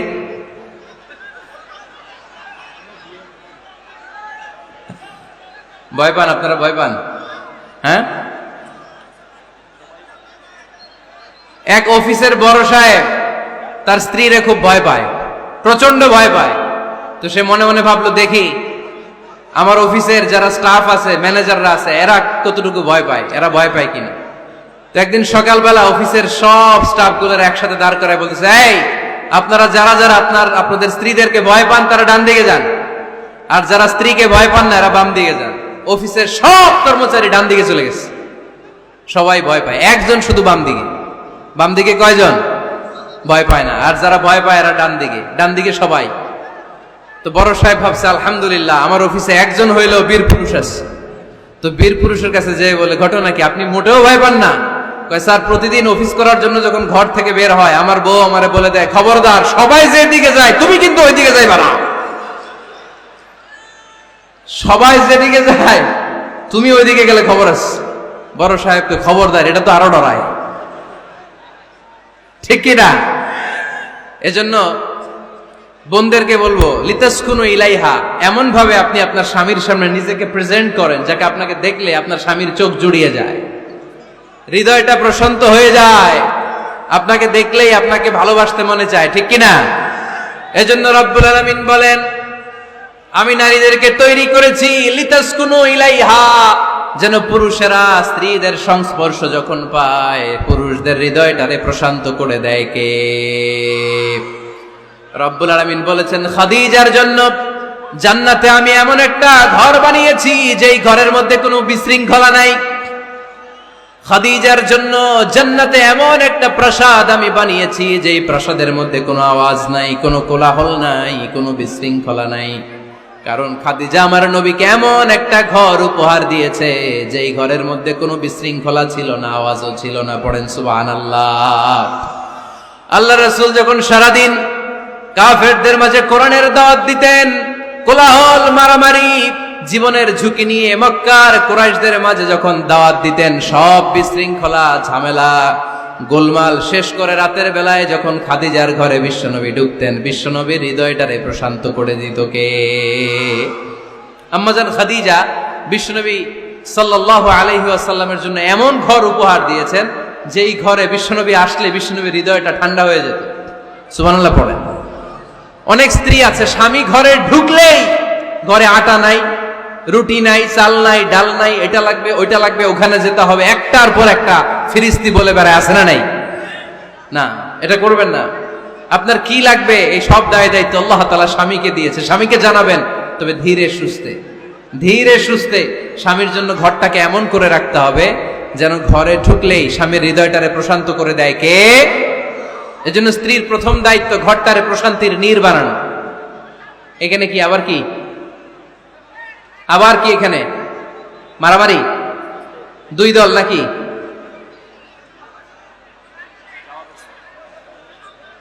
আপনাদের মনোযোগ আছে না গেছে? এক নাম্বার নাকি পেশাব করা, দুই নাম্বার নাকি টয়লেটে যাওয়া, তিন নাম্বার নাকি এইটা। বিড়ি খান আপনারা? বিড়ি আর সিগারেটের সাথে মুসলমানের সম্পর্ক আছে না। কোন মুসলমান সিগারেট খেতে পারে, বিড়ি টানতে পারে? কারণ এটা এমন একটা খাবার যে খাবার টয়লেটে ঢুকেও খাওয়া যায়। সিগারেট ছাড়া কোনো খাবার টয়লেটের ভেতরে খাওয়া যায়? কথা বলেন, খাওয়া যায়? এবং সিগারেট পৃথিবীর এমন খাবার যে খাবারের গায়ে এই খাবারের বদনাম লেখা থাকে, ঠিক কিনা? সিগারেট ছাড়া পৃথিবীর কোনো খাবারে ওই খাবারের বদনাম আছে? কথা বলেন। ধরেন আপনাদের নীলফামারীতে নতুন এক প্যাকেট বিস্কিট বেরিয়েছে, যে বিস্কিটের গায়ে লেখা এই বিস্কিট খাওয়ার 1 ঘন্টার মধ্যে ডায়রিয়া শুরু হবে। ওটা খাইবেন কে কে? খাবেন আপনারা? কি বলবেন দোকানদারে, তোর বিস্কিট তুই খা, তোর ডায়রিয়া হোক, ঠিক কিনা? কিন্তু সিগারেটের গায়ে কিন্তু লেখা থাকে স্মোকিং কজেস ক্যান্সার, ধূমপান স্বাস্থ্যের জন্য ক্ষতিকর, ধূমপান কর্কট রোগের কারণ, ধূমপান করলে এটা বিষপানের শামিল। এই সিগারেট এটা তৈরি হয় তামাক পাতা থেকে, টোবাকো প্ল্যান্টস। এই তামাক পাতা চাষ হয় নাকি নীলফামারীতে? হ্যাঁ, বাংলাদেশে সবচেয়ে বেশি নীলফামারীর কোন থানায়? সদরে, শহর অঞ্চলে? আচ্ছা, এই তামাক পাতার চারদিকে বেড়া দেয়া লাগে না, জানেন? কারণ ছাগলেও মুখ দেয় না। তো যেটা ছাগলে খায় না ওটা মানুষ খাইতে পারে? আওয়াজ করে বলেন। তাহলে ঝগড়ারে যেমনি আজকে আমরা নো বলে দিলাম, এই সিগারেট, এই মাদক, এগুলাকেও আজকের প্রোগ্রাম থেকে আমরা নো বলে দিব। পারা যাবে? মাদককে আমরা নো বলে দিলাম। আওয়াজ করে বলেন, মাদক আর সিগারেটকে কি বললাম? নো। আল্লাহ তুমি বোঝার তৌফিক দান করো, আমরা পড়ি আমিন। একটা সুখী দাম্পত্য জীবনের জন্য স্ত্রীর 2 নাম্বার দায়িত্ব হচ্ছে স্বামীকে ইন্সপায়ার করা, স্বামীকে সাহস যোগানো, পিছন থেকে ড্রাইভিং পুশের মতো কাজ করা। কারণ স্বামীকে যখন স্ত্রী সাহস যোগায়, স্বামীর সাহস বেড়ে যায়, ঠিক কিনা? আল্লাহর হাবিব সাল্লাল্লাহু আলাইহি ওয়াসাল্লামের কাছে কোরআনের আয়াত নাযিল হলো, ইকরা বিসমি রাব্বিকাল্লাযী খালাক, খালাকাল ইনসানা মিন আলাক, ইকরা ওয়া রাব্বুকাল আকরাম, আল্লাযী আল্লামা বিল কলম, আল্লামাল ইনসানা মা লাম ইয়ালাম। পড়েন আল্লাহু আকবার। সূরাতুল আলাকের 5 আয়াত হেরা গুহায় যখন নাজিল হয়ে গেল, বিশ্বনবী সাইয়েদনা জিব্রাইলকে নিজ আকৃতিতে দেখলেন, পা থেকে মাথা পর্যন্ত দেখে বিশ্বনবী ভয় পেয়ে গেলেন। বিশ্বনবী সাল্লাল্লাহু আলাইহি ওয়াসাল্লাম জীবনে 2 বার সাইয়েদনা জিব্রাইল আলাইহিস সালামকে ওনার আসল আকৃতিতে দেখেছিল। আওয়াজ করে বলতে হবে কয়বার? এক হচ্ছে মেরাজ রজনীতে সিদরাতুল মুনতাহায়, 2 হচ্ছে প্রথম যখন কোরআনের আয়াত নাজিল হয়, বিষ্ণু ইসা ইসলাম দেখলেন বিশাল একজন ব্যক্তি, পাটা হচ্ছে হেরা গুহায় আর মাথাটা হচ্ছে আকাশের উপরে। এই বিশাল একটা লোক, সে কোরআনের 5 আয়াত নিয়ে এসেছে সূরাতুল আলাক, আর বলতে শুরু করেছে, ইয়া মুহাম্মদ ইকরা, আপনি পড়ুন, আপনি পড়ুন, আপনি পড়ুন। 3 বার পড়ার আদেশ করার পরে বিষ্ণু ইসা ইসলাম পড়তে আরম্ভ করলেন, ইকরা বিসমি রাব্বিকাল্লাযী খালাক, খালাকাল ইনসানা মিন আলাক, ইকরা ওয়া রাব্বুকাল আকরাম আল্লাযী আল্লামা বিল কলম, আল্লামাল ইনসানা মা লাম ইয়ালাম। বিষ্ণু ইসা ইসলাম পড়তে আরম্ভ করলেন। প্রথম কোরআনের আয়াত যখন নাজিল হয়ে গেল, বিষ্ণু ইসা ইসলাম ভয় পেয়ে গেলেন। হাত নাড়াচ্ছেন কেন আপনারা? হ্যাঁ, কি স্ক্রিনে দেখা যায়? আহারে কি আনন্দ আকাশে বাতাসে, সবাই খুশির ঠেলায়, খুশিতে আনন্দে ঠেলায় না। আল্লাহর হাবিব সাল্লাল্লাহু আলাইহি ওয়াসাল্লাম ভয় পেয়ে গেলেন। আপনাদের মনোযোগ তো নাই মনে হচ্ছে, তা হাত নাড়াচ্ছেন কেন? এদিকে তাকান। খরগোশের কানের মতো কান দুইটারে খাড়া করেন। কোরআনের আয়াত যখন নাজিল হলো, আল্লাহ রাসূল সাল্লাল্লাহু আলাইহি ওয়াসাল্লাম ভয় পেয়ে গেলেন। বিষ্ণু ইসা ইসলামের হৃদয় কাঁপতে আরম্ভ করলো। কোরআনের 5 আয়াত নিয়ে হেরা গুহা থেকে বিশ্বনবী আম্মা জান খাদিজাতুল কুবরা রাদিয়াল্লাহু তাআলা আনহার কাছে চলে আসলেন। এসে ডেকে বললেন, খাদিজা জাম্মিলুনি জাম্মিলুনি, কম্বল দিয়ে তুমি আমারে চাপা দাও, আমার ভয় লাগছে, মনে হয় আমি বাঁচব না। আম্মা জান খাদিজা বললেন, কি হয়েছে আপনার? বিশ্বনবী বললেন, বিশাল বড় একটা লোক কোরআনের 5 আয়াত নিয়ে এসেছে। ওই লোকের পা হেরা গুহার মধ্যে, মাথাটা আকাশের উপরে, এত বিশাল সত্তা, বিশাল কোন মানুষ জীবনে আমি দেখি নাই। এসে সে পরিচয় দিয়েছে সে নাকি জিব্রাইল ফেরেশতা। বিশ্বনবী বললেন, মনে হয় আমি বাঁচব না, আমার জ্বর চলে এসেছে, আমার হৃদয়ের মধ্যে কাঁপুনি শুরু হয়েছে, তুমি আমারে কম্বল দিয়ে চাপা দাও। আম্মা জান খাদিজা বললেন, ও নবী ভয় পাবেন না, আমার আল্লাহ কোনদিন আপনারে অপমান করবেন না। সুবহানাল্লাহ পড়েন। ওয়াল্লাহি ওয়াল্লাহি লা ইউখজিক আল্লাহু আবাদা। নবী গো, আল্লাহ আপনার অপমান করবেন না, কারণ আপনার মধ্যে এমন এমন ভালো ভালো গুণ আছে, এই গুণাবলীগুলি যে মানুষের মধ্যে থাকে তাকে আমার রব কোনোদিন অপমান করতে পারে না। চিল্লায় বলেন ঠিক কি না? নবী হে, ইন্নাকা লা তাসিলুর রাহিমা, আপনি আত্মীয়তার সম্পর্ক বজায় রাখেন। ও নবী, তাসদুকুল হাদিসা, সব সময় আপনি সত্য কথা বলেন।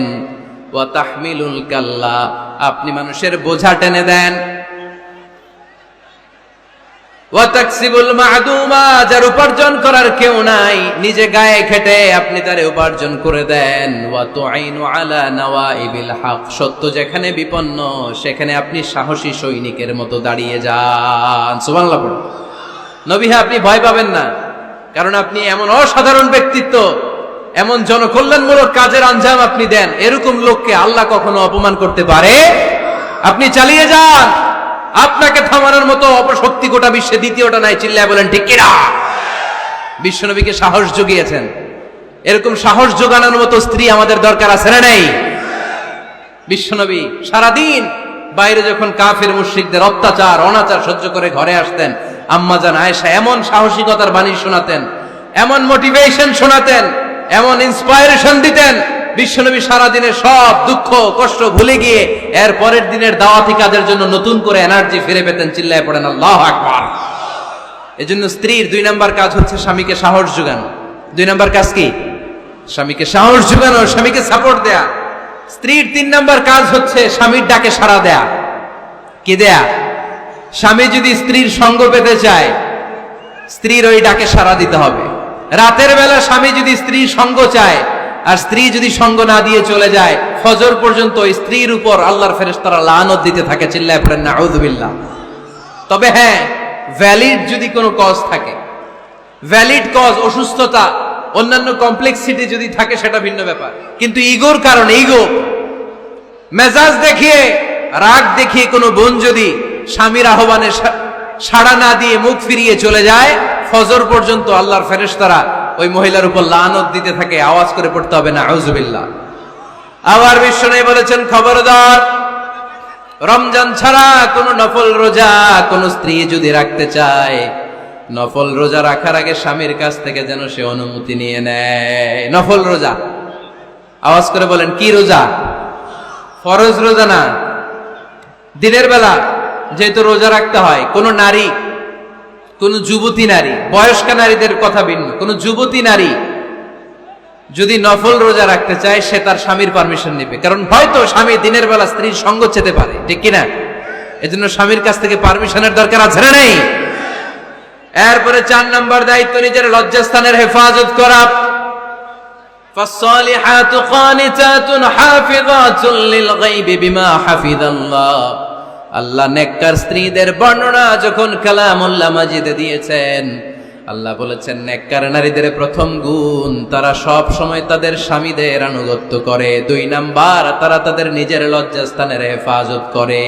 4টা কাজ কোন নারী যদি দুনিয়াতে করে, 4টা, আওয়াজ করে বলতে হবে কয়টা?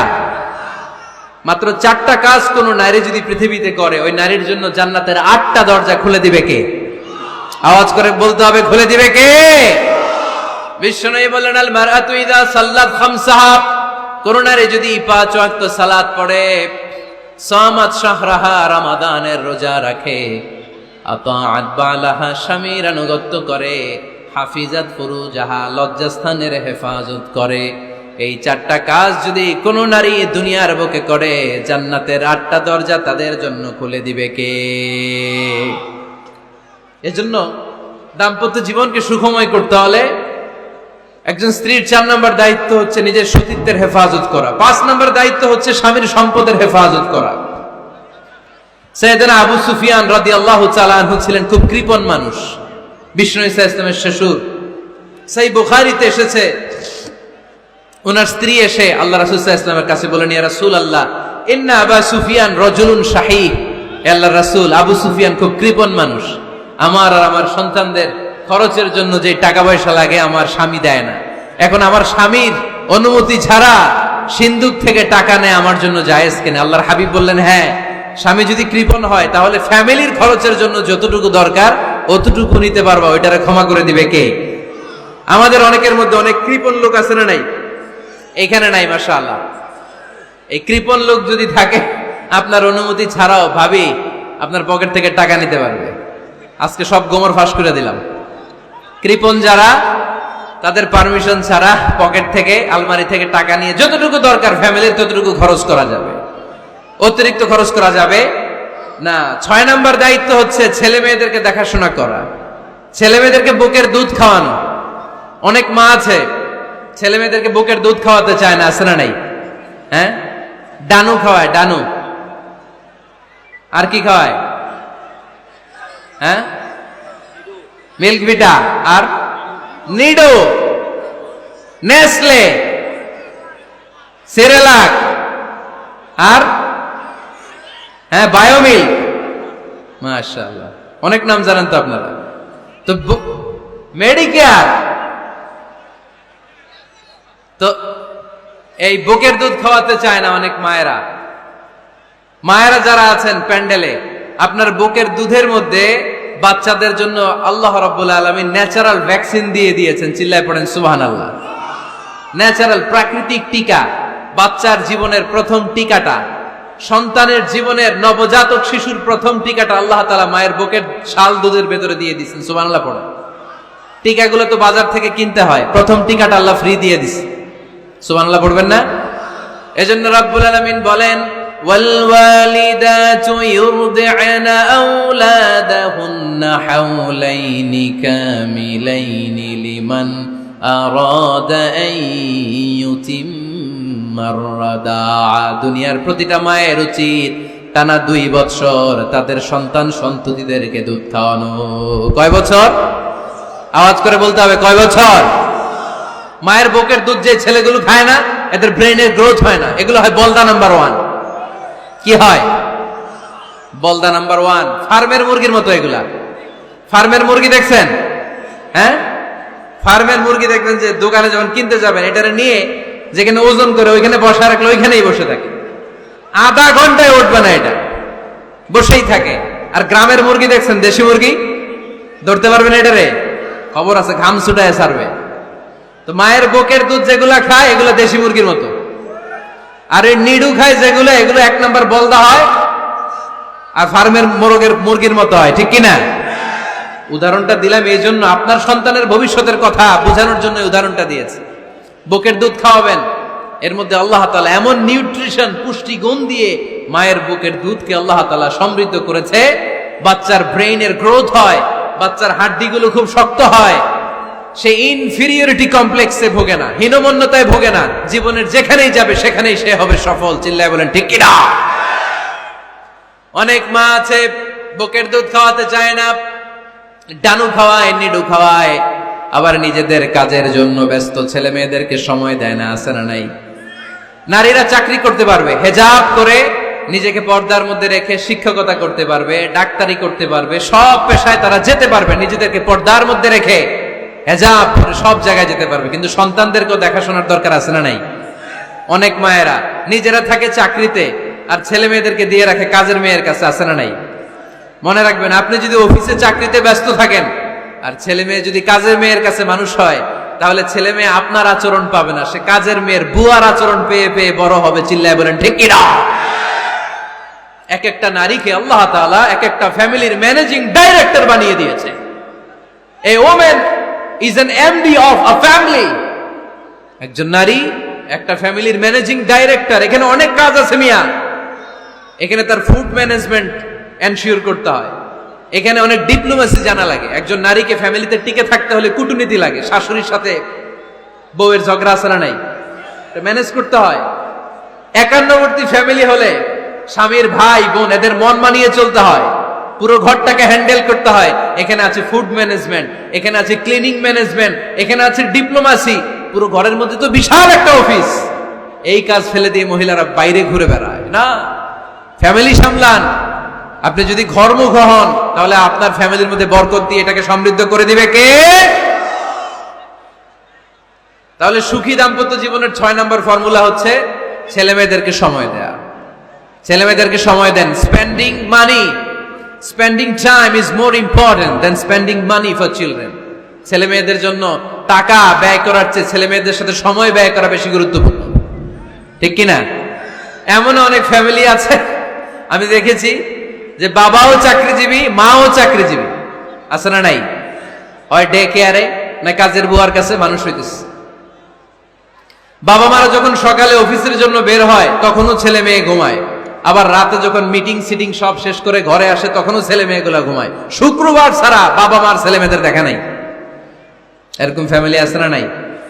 ঢাকাতে পারিবারিক এই ক্রাইসিস, এই সংকটগুলো আমরা প্রায়ই শুনি। আপনাদের নীলফামারীতে আলহামদুলিল্লাহ এগুলো নাই, তাই না?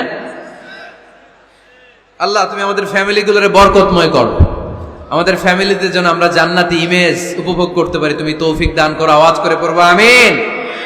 7 নম্বর দায়িত্ব, বিশ্বনবী বলেছেন খবরদার, স্বামী পছন্দ করে না এমন কোন লোককে স্ত্রী যেন ঘরে অ্যালাউ না করে।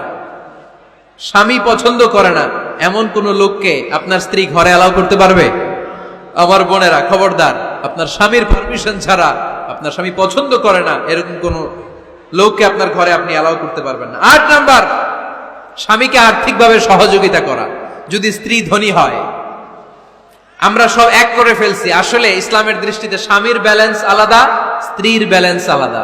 স্বামীর যাকাত আলাদা, স্ত্রীর যাকাত আলাদা। ঠিক কিনা? স্ত্রী ধনী হতে পারে, স্ত্রীর আলাদা সম্পদ থাকতে পারে। যদি স্ত্রীর সম্পদ থাকে, স্ত্রীর উচিত তার সম্পদ দিয়ে তার স্বামীকে এস্টাবলিশ হতে, স্বাবলম্বী হতে সহায়তা করা। যদিও এটা আল্লাহ তাআলা আবশ্যক করে দেন নাই, কারণ আর্থিক ফিনান্সিয়াল সব কাজগুলোকে স্বামীর উপরে ফরজ করেছে কে? ফিনান্সিয়ালি 1 টাকা খরচ করা, 1 টাকার দায়ভার নেয়া কোন স্ত্রীর উপরে আল্লাহ আবশ্যক করে নাই। তারপরেও স্ত্রী যদি ধনী হয়, স্ত্রীর যদি জায়গা জমি থাকে, সম্পদ থাকে, তাহলে স্ত্রীর উচিত তার স্বামীকে স্বাবলম্বী হতে সহযোগিতা করা। ঠিক কিনা? আমরা মডেল হিসেবে আম্মাজান খাদিজা রাদিয়াল্লাহু তাআলা আনহার জীবনের দিকে যদি তাকাই, তাহলে দেখব উনি অনেক মহিয়সী, গরিয়সী একজন ব্যবসায়ী নারী ছিলেন। আম্মাজান খাদিজা রাদিয়াল্লাহু তাআলা আনহা ওনার ব্যবসায় স্টাফ হয়ে বিশ্বনবী ওনার সাথে পরিচিত হলেন। বিশ্বনবীর আমানতদারিতায় মুগ্ধ হয়ে আম্মাজান খাদিজা বিশ্বনবীরে বিয়ের প্রস্তাব দিলেন।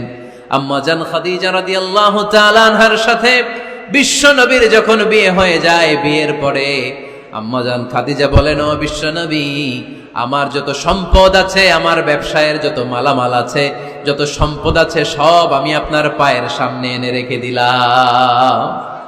আপনি দিয়ে দিলাম, সব সম্পদ আপনারে আমি দিয়ে দিলাম। আপনি ইচ্ছে মতো মানুষকে দান করতে পারেন, খরচ করতে পারেন, দাওয়াতি কাজে, মুসলিমদেরকে আজাদ করার কাজে আপনি ব্যয় করতে পারেন। আওয়াজ করে পড়েন আল্লাহু আকবার। আম্মাজান খাদিজাকে যদি আমরা মডেল হিসেবে ধরি, তাহলে প্রতিটা বোনের উচিত তাদের যদি অর্থকড়ি থাকে, সম্পদ থাকে, স্বামীকে স্বাবলম্বী হতে ওই সম্পদ দিয়ে সাহায্য করার দরকার আছে না নাই? কথা বলেন না কেন? 9 নাম্বার, স্ত্রীর দায়িত্ব দাম্পত্য জীবনকে সুখময় করতে নিজেকে স্বামীর সামনে বিউটিফাই করে উপস্থাপন করা। ওই যে কয় ঠিক আসছে, নিজেদের পক্ষে আসলেই ঠিক। নিজেকে বিউটিফাই করে, মেকআপ করে স্বামীর সামনে উপস্থাপন করা। রাগ করবেন না আমার বোনেরা, আমি আপনাদেরকে খুব ভালোবাসি এবং বোনরাও আমাকে খুব ভালোবাসে। আমার একটা পেজ আছে আমার নামে ফেসবুকে, মিজানুর রহমান আজহারি। এই পেজে প্রতিদিন শত শত প্রশ্ন আসে। এই প্রশ্নের বেশিরভাগ প্রশ্ন আমাদের বোনদের। অনেক বোনরা বলে, হুজুর আপনার ওয়াজ আমরা শুনি কারণ আপনি আমাদেরকে খুব সম্মান দিয়ে কথা বলেন। আলহামদুলিল্লাহ, আমি আমার বোনদেরকে ভালোবাসি, মাদেরকে ভালোবাসি। আমি আমার মা বোনদেরকে বলবো, আপনারা নিজেদেরকে গুছিয়ে সাজিয়ে স্বামীর সামনে উপস্থাপন করেন। অনেক বোনেরা আছে বাইরে যাওয়ার সময় পার্লারিং করে, মেকআপ করে, সুন্দর জামা কাপড় পরে বাইরে যায়, আর স্বামীর সামনে আসলে বুয়ার মতো থাকে। আছে না নাই?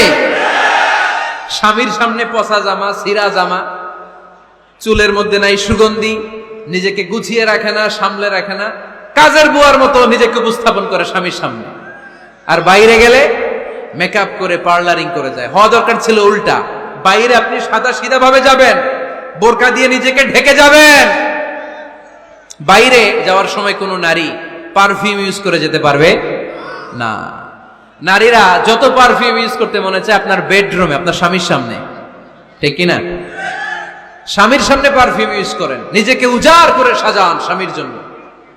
এই প্রতিটা সাজুগুজুতে সওয়াব আছে না নাই? ইসলাম কতটা চেক এন্ড ব্যালেন্স, কতটা ভারসাম্যপূর্ণ জীবন ব্যবস্থা।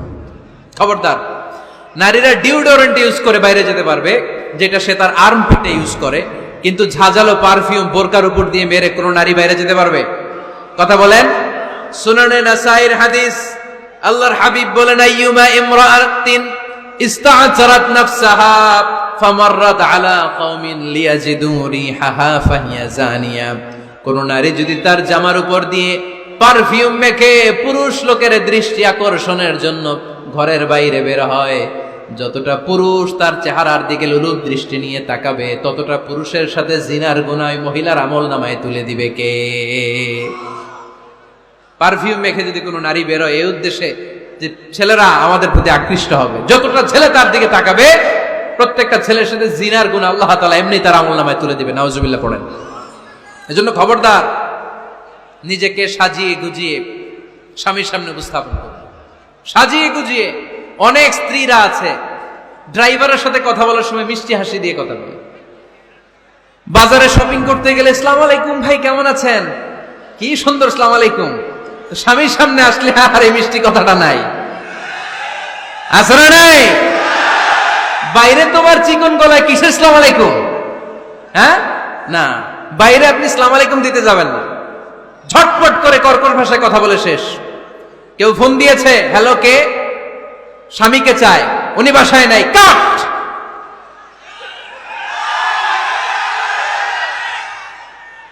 কারে চান? আপনার হাজবেন্ডের, নাই, কাট, শেষ করে দিবেন।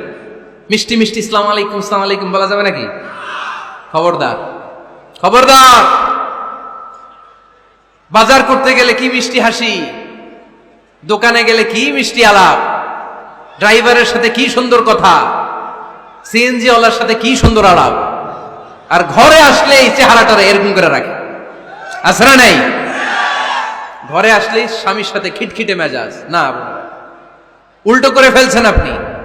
বরং স্বামী ছাড়া অন্যদের সাথে কথা শর্টকাটে সারবেন, যাতে কোনো ফিতনা চলে না আসে। চিল্লায় বলেন ঠিক কিনা? আর নিজেকে স্বামীর জন্য উজাড় করে সাজান, পার্লারিং করেন, বিউটিফিকেশন করেন, মেকআপ করেন, বেডরুমে পারফিউম মাখেন, নিজেকে উজাড় করে স্বামীর জন্য সাজান। সওয়াব দিয়ে আপনার আমল নামাটারে পূর্ণ করে দিবে কে? বিশ্বনবী যখন সফরে যেতেন, সফর থেকে ফিরে আসার সময় ডিরেক্টলি স্ত্রীর ঘরে যেতেন না।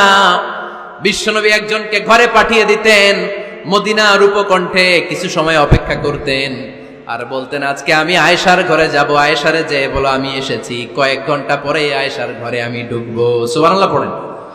স্ত্রীকে সময় দিতেন, কারণ স্ত্রী হয়তো কাজ করে, ঘর গুছায়, ঘেমে থাকতে পারে, তাকে নিজেকে গুছানোর জন্য সময়ের দরকার আছে না নেই? লম্বা সফর শেষ করে, সেই বুখারীর হাদিস, বিশ্বনবী যখন সফর শেষ করে মদিনায় ফিরতেন, ডিরেক্টলি স্ত্রীর কাছে যেতেন না, মদিনার উপকণ্ঠে ওয়েট করতেন এবং বার্তাবাহককে পাঠাতেন যে বলো যে আজকে আমি সফিয়ার ঘরে থাকবো। সফিয়াকে সময় দিতেন 2-1 ঘন্টা, যাতে নিজেকে সাজিয়ে নিতে পারে। সুবহানাল্লাহ পড়ে। এজন্য প্রতিটা স্ত্রীর উচিত, আমার মা বোনেরা যারা আপনার মহিলা প্যান্ডেল থেকে শুনছেন, নিজেকে উজাড় করে স্বামীর জন্য সাজান। আপনার সাজুগুজু বেগানা পুরুষদের জন্য নয়, যে পুরুষদের সাথে দেখা দেওয়া জায়েজ নাই তাদের জন্য নয়, রাস্তার পুরুষের জন্য নয়। আপনার সাজুগুজু, আপনার সৌন্দর্য, আপনার বিউটি সব আল্লাহ তাআলা আপনার স্বামীর জন্য করতে বলেছে। চিল্লায় বলেন ঠিক কিনা? 10 নাম্বার দায়িত্ব, স্বামীর ক্যাপাসিটির বাইরে না চাওয়া। আপনি জানেন স্বামীর বেতন হলো 20,000, আপনি এসে বলা শুরু করছেন, পাশের ঘরের ভাবিরে দেখলাম 25,000 টাকা দামের জামদানি শাড়ি কিনছে, আমারও একটা দিবা। আছে না নাই? তো আবদারটা হইল, আবদারটা হইছে। আপনি তো জানেন আপনার স্বামীর ক্যাপাসিটি কতটুকু। আমার বোনেরা, আমার মায়েরা, খবরদার, আপনার স্বামীর ভেতরে আপনার জান্নাত, আপনার স্বামীর ভেতরে আপনার জাহান্নাম। আপনার স্বামীর মনকে খুশি রাখতে পারলে জান্নাতের দরজাগুলো আপনার জন্য খুলে দিবে কে? ক্যাপাসিটির বাইরে কিছু চাবেন না। এই 10টা স্ত্রীদের দায়িত্ব। এই 10টা পয়েন্ট যদি কোনো স্ত্রী স্বামীর জন্য এইভাবে স্যাক্রিফাইস করে করে এইভাবে আঞ্জাম দিতে পারে, এই স্ত্রীদের জন্য জান্নাতের দরজাকে খোলা রেখেছে কে? আওয়াজ করে বলতে হবে, খোলা রেখে দিয়েছেন কে? এবার আসবো আপনাদেরকে ধরবো। এবার আপনাদেরকে নিয়ে আলোচনা। একটা সুখী দাম্পত্য জীবনের জন্য কি সব দায় দায়িত্ব আল্লাহ তাআলা স্ত্রীদেরকে দিয়েছে নাকি? কথা কয় না কেন?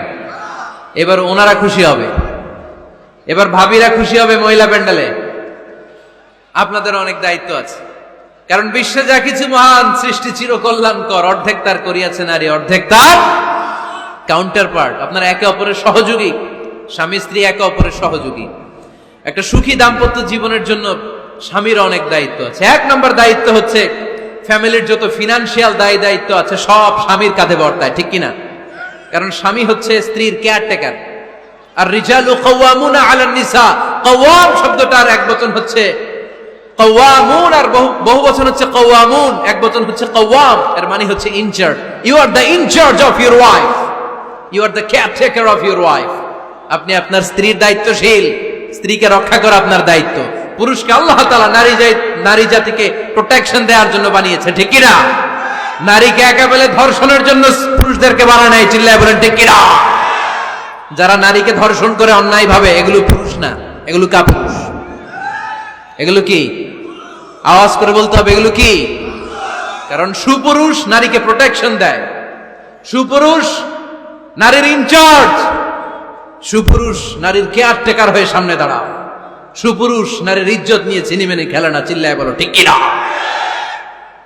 এজন্য আল্লাহ বললেন, আর রিজালু কাওয়ামুনা আলান নিসা, পুরুষরা হলো নারীর ইনচার্জ, নারীর কেয়ারটেকার। একজন স্ত্রীর যত ধরনের আর্থিক খরচাদি ফ্যামিলিতে লাগে, সব খরচ করা স্বামীর জন্য ফরজ করেছে কে? বেসিক্যালি একটা ফ্যামিলিতে স্ত্রীর জন্য স্বামীর 4 ধরনের খরচ করতে হয়। বুঝে নেন আপনাদের দায়িত্ব। 1 নম্বর dowry, you have to pay the dowry. মহারণা দিতে হবে। কি দিতে হবে? মহারণা দেয়া নফল, তাই না?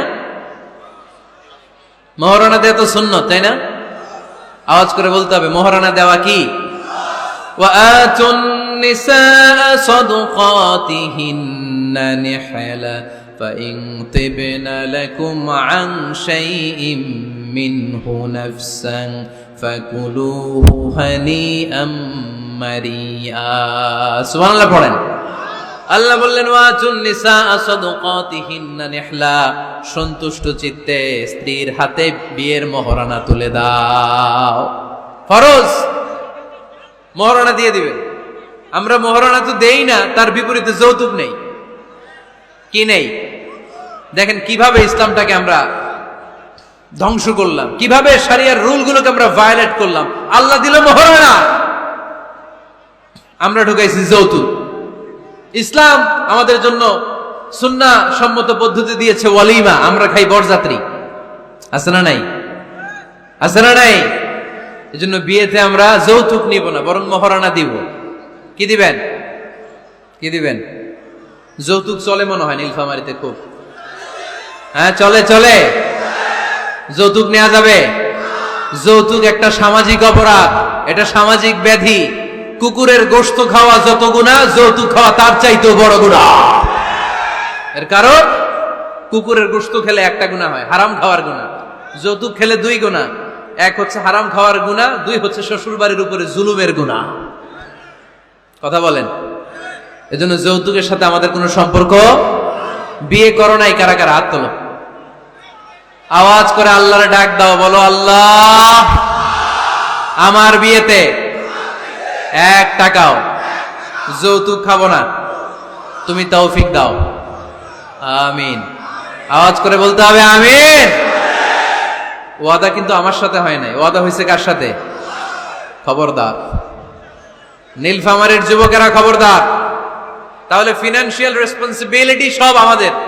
1 নম্বরে মোহরানা দেয়া, 2 নম্বরে ফুডিং, খাবারের ব্যবস্থা করা, 3 নম্বরে ক্লোথিং, কাপড়ের ব্যবস্থা করা। ওয়া আলাল মাউলুদি রিজকুহুন্না ওয়া আল্লাহ বললেন স্বামীর উপরে খাবারের ব্যবস্থা, কাপড়ের ব্যবস্থাকে আমি ওয়াজিব করে দিলাম। সুবহানাল্লাহ পড়েন। 4 নম্বর রেসিডেন্স। 4 নম্বর কি? স্বামী মোহরানা দিবে, স্বামী meal, husband will provide the meals, খাবারের ব্যবস্থা করবে। 3 নম্বর, husband will provide the costume, পোশাকের ব্যবস্থা করবে। And as well as he will provide the residence for his wife, তার স্ত্রীর জন্য রেসিডেন্সিয়াল একটা এরিয়া করে দিবে। এটা ফ্ল্যাট হতে পারে, এটা সনের ঘর হতে পারে, এটা টিনের ঘর হতে পারে, এটা একান্নবর্তী ফ্যামিলির কোন একটা রুমও হতে পারে, ঠিক কি না? এজন্য আল্লাহ বলেন আসকিনুহুন্না মিন হাইসু সাকাতুম মিন ওয়াজদিকুম, তোমরা তোমাদের সামর্থ্যের মধ্যে থেকে স্ত্রীর জন্য একটা আবাসিক ব্যবস্থার আয়োজন করে দাও। পড়েন সুবহানাল্লাহ।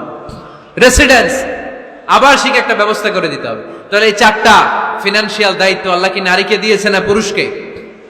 আওয়াজ করে বলতে হবে নারীকে না পুরুষকে? এই আর্থিক সব দায় দায়িত্ব পুরুষের। আর্থিক দায় দায়িত্ব ছাড়াও পুরুষের উপর যে দায়িত্ব বর্তায় সেগুলো হচ্ছে নারীর সাথে ভালো আচরণ করা। কি আচরণ করা? আগে সালাম দেওয়া। কি দেওয়া? ভাবিকে সালাম দেন তো আপনারা? সালাম দেন আপনারা? আমি আপনাদেরকে সালাম দিচ্ছি, উত্তর দেন আসসালামু আলাইকুম রাহমাতুল্লাহ। এবার আপনারা আমাকে সালাম দেন তো। ওয়ালাইকুম আসসালাম রাহমাতুল্লাহ। এইভাবে সালামের প্র্যাকটিস করা যাবে? সালামের প্রতিযোগিতা করতে হবে। আপনি আগে দিতে চাইবেন ভাবিরে, ভাবি আগে দিতে চাইবে আপনারে। আপনাদের এই প্রতিযোগিতাটা দেখে দেখেই বাচ্চারা সালাম শিখে ফেলবে, ঠিক কি না? সালাম মানে শান্তি। সালাম মানে কি? সালামের প্রচলন নাই তো শান্তি আসবে কেমনে? আম্মা জান আয়েশা বলেন, এতগুলো বছর বিশ্বনবীর সাথে আমি মদিনায় সংসার করলাম, একদিনের জন্য বিশ্বনবীরে কোনোদিন আগে সালাম দিতে পারি নাই। বিশ্বনবী আগে আগে সালাম দিয়ে দিতেন, আমরাও আগে আগে সালাম দিই। রাজি আছেন তো সবাই? রাজি আছেন? স্ত্রীদের সাথে কোমল আচরণ করুন, রূঢ় আচরণ করবেন না। হাদিসে এসেছে খলিকনা মিন দিলা, নারীদেরকে বাঁকা পাঁজরের হাড় থেকে তৈরি। প্রত্যেক স্বামীর বাঁকা হাড় থেকে তার স্ত্রী তৈরি এমনটা নয়। সাইয়েদনা আদম আলাইহিস সালামের বাঁকা পাঁজরের হাড় থেকে হাওয়া আলাইহিস সালামকে তৈরি। ফলে ওই একটা বাঁকা স্বভাব প্রত্যেক নারীর ভেতরে আছে না নাই? এই বাঁকা হাড্ডিরে সোজা করতে গেলে হাড্ডি ভেঙে যায়, আর রেখে দিলে বাঁকাই থেকে যায়। এজন্য বিষ্ণু বলেন ফাস্তাউসু বিন নিসাই খায়রা, কোমল আচরণ করো, ভালো আচরণ করো, ভালোবাসার কথা বলো, স্ত্রীকে ভালোবাসার কথা শোনাবেন। প্রতিদিন কমসে কম স্ত্রীকে 10 বার বলবেন আই লাভ ইউ। কি বলবেন? ওই ছোট ছোট বাচ্চারা কয় আই লাভ ইউ। তোমরা না মিয়া, যারা বিয়ে করছেন তারা, যারা বিয়ে করেছেন ভাবিকে বলবেন, মানে আপনার স্ত্রীকে কি বলবেন? আওয়াজ করে বলেন, কি বলবেন? পারবেন? পারবেন? বলতে পারবেন তো? রিফকাম বিল কাওয়ারিদ, নারীদেরকে আল্লাহ রাসূল সাল্লাল্লাহু আলাইহি ওয়াসাল্লাম কাচের গ্লাসের সাথে তুলনা করেছেন। কাচের গ্লাস, কাচের বাসন, কাচের তৈজসপত্র যেমনি আস্তে ধরতে হয়, আস্তে রাখতে হয়, নারীদের সাথেও কোমল আচরণ করতে হয়। কাচের গ্লাস আর কাচের তৈজসপত্র যদি জোরে রাখেন যেমনি ভেঙে যায়, নারীদের সাথেও কঠোর আচরণ করলে ঝামেলা আছে না নাই?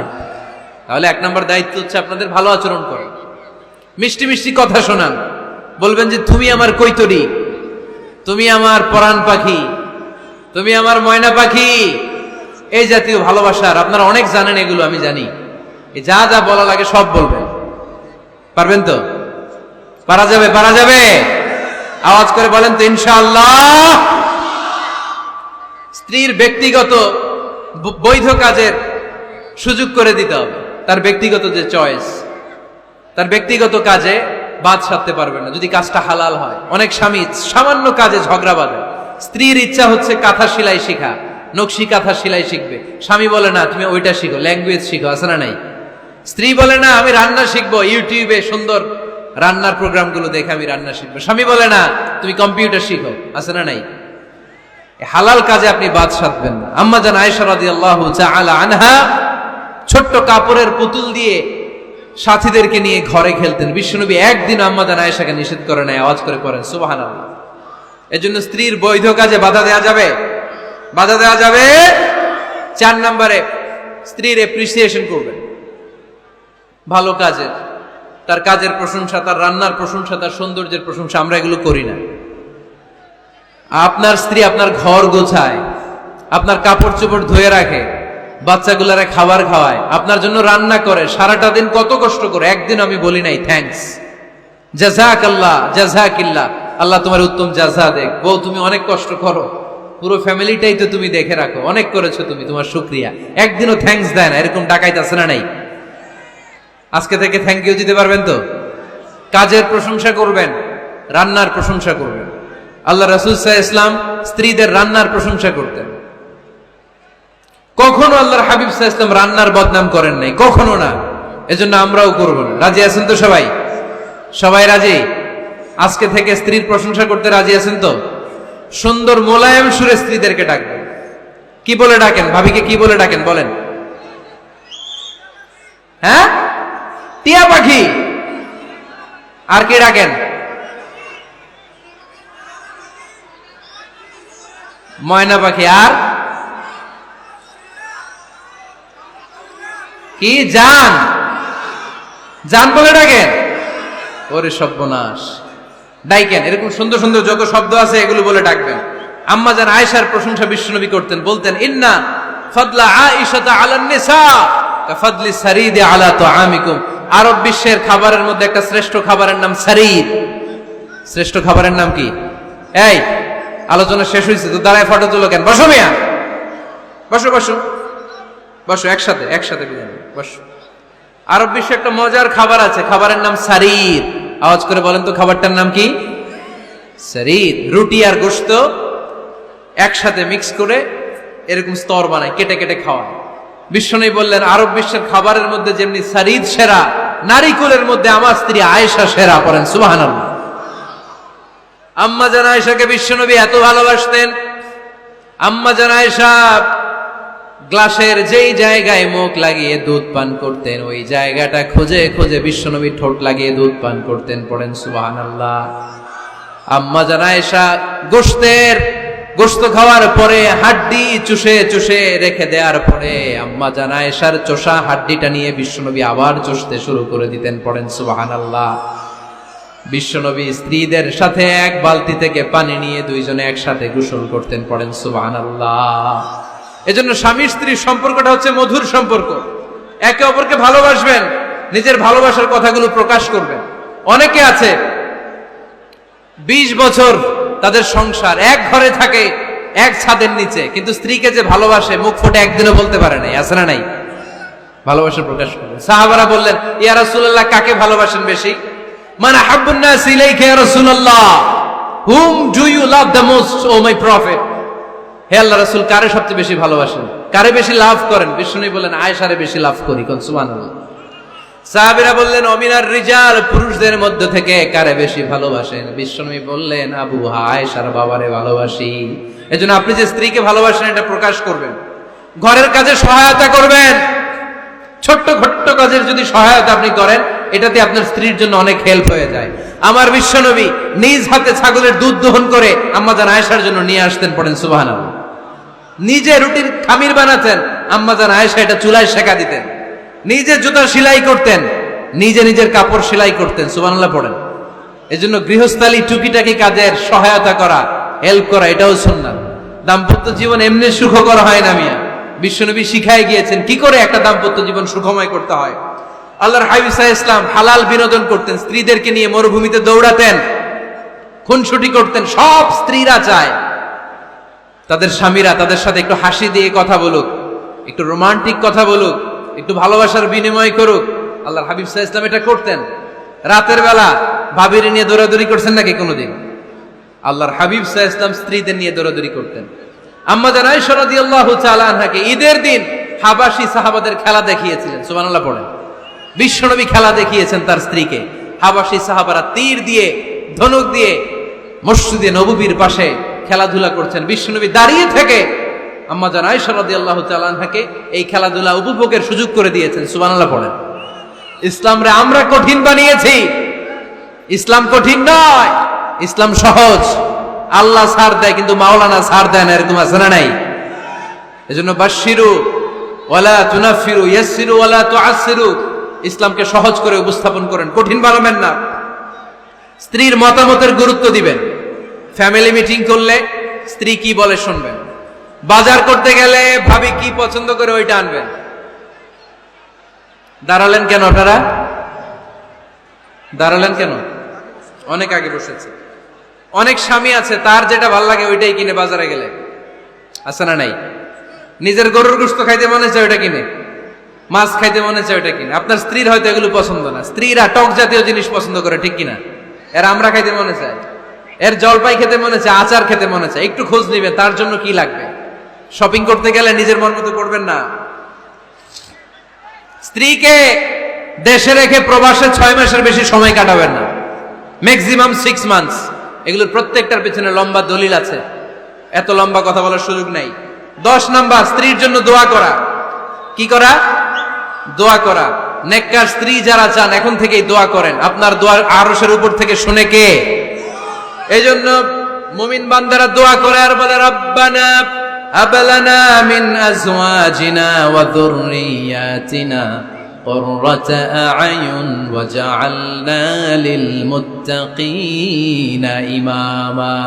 বিশ্বাসী স্বামীরা আল্লাহর কাছে দোয়া করে, আল্লাহ আমাকে এমন নেককার স্ত্রী দেন, এমন নেককার সন্তান দেন যাদের দিকে তাকালে আমার চোখটা জুড়িয়ে যাবে। আওয়াজ করে পড়ে না আমিন। এই 10টা দায়িত্ব যদি কোনো স্বামী পালন করে, আর 10টা স্ত্রীর যে দায়িত্ব যদি স্ত্রী পালন করে, এই ফ্যামিলিটারে জান্নাতি ফ্যামিলি বানায় দিবে কে? আমাদের দাম্পত্য জীবন সুখী হোক, সমৃদ্ধ হোক, জান্নাতি আমেজে ভরপুর হোক। আমরা চাই কি চাই না? নীলফামারী সহ আল্লাহ গোটা বিশ্বের সব মুসলমানদের ফ্যামিলিগুলার তুমি জান্নাতি ফ্যামিলি বানাও। আমাদের দাম্পত্য জীবনটাকে তুমি সুখময়, সমৃদ্ধময় করো। আমরা সবাই পড়ি আমিন। আপনারা যারা দীর্ঘ সময় ধরে আজকের এই প্রোগ্রামে উপস্থিত থেকে প্রোগ্রামকে সার্থক করেছেন, আমি সবার শুকরিয়া জানাই। নীলফামারীতে আত্মহত্যার প্রবণতা বেশি। আত্মহত্যা মহাপাপ। মান কতালা নাফসাহু বিশাইইন উযযিবা বিহি ইয়াউমাল কিয়ামা। যে লোক যেই জিনিসের মাধ্যমে, যেই জিনিস দিয়ে নিজেকে হত্যা করবে, কিয়ামতের দিন তার বিচার হবে ওইটাই। বিষ খেয়ে যে মারা যাবে সে শুধু বিষ খাবে কিয়ামতের দিন। গলায় দড়ি দিয়ে যে মেয়ে আত্মহত্যা করবে সে শুধু গলায় ফাঁস দিবে। স্ট্যাবিং করে ছুরি মেরে যারা মারা যাবে তারা শুধু বিষাক্ত ছুরি ঢুকাবে।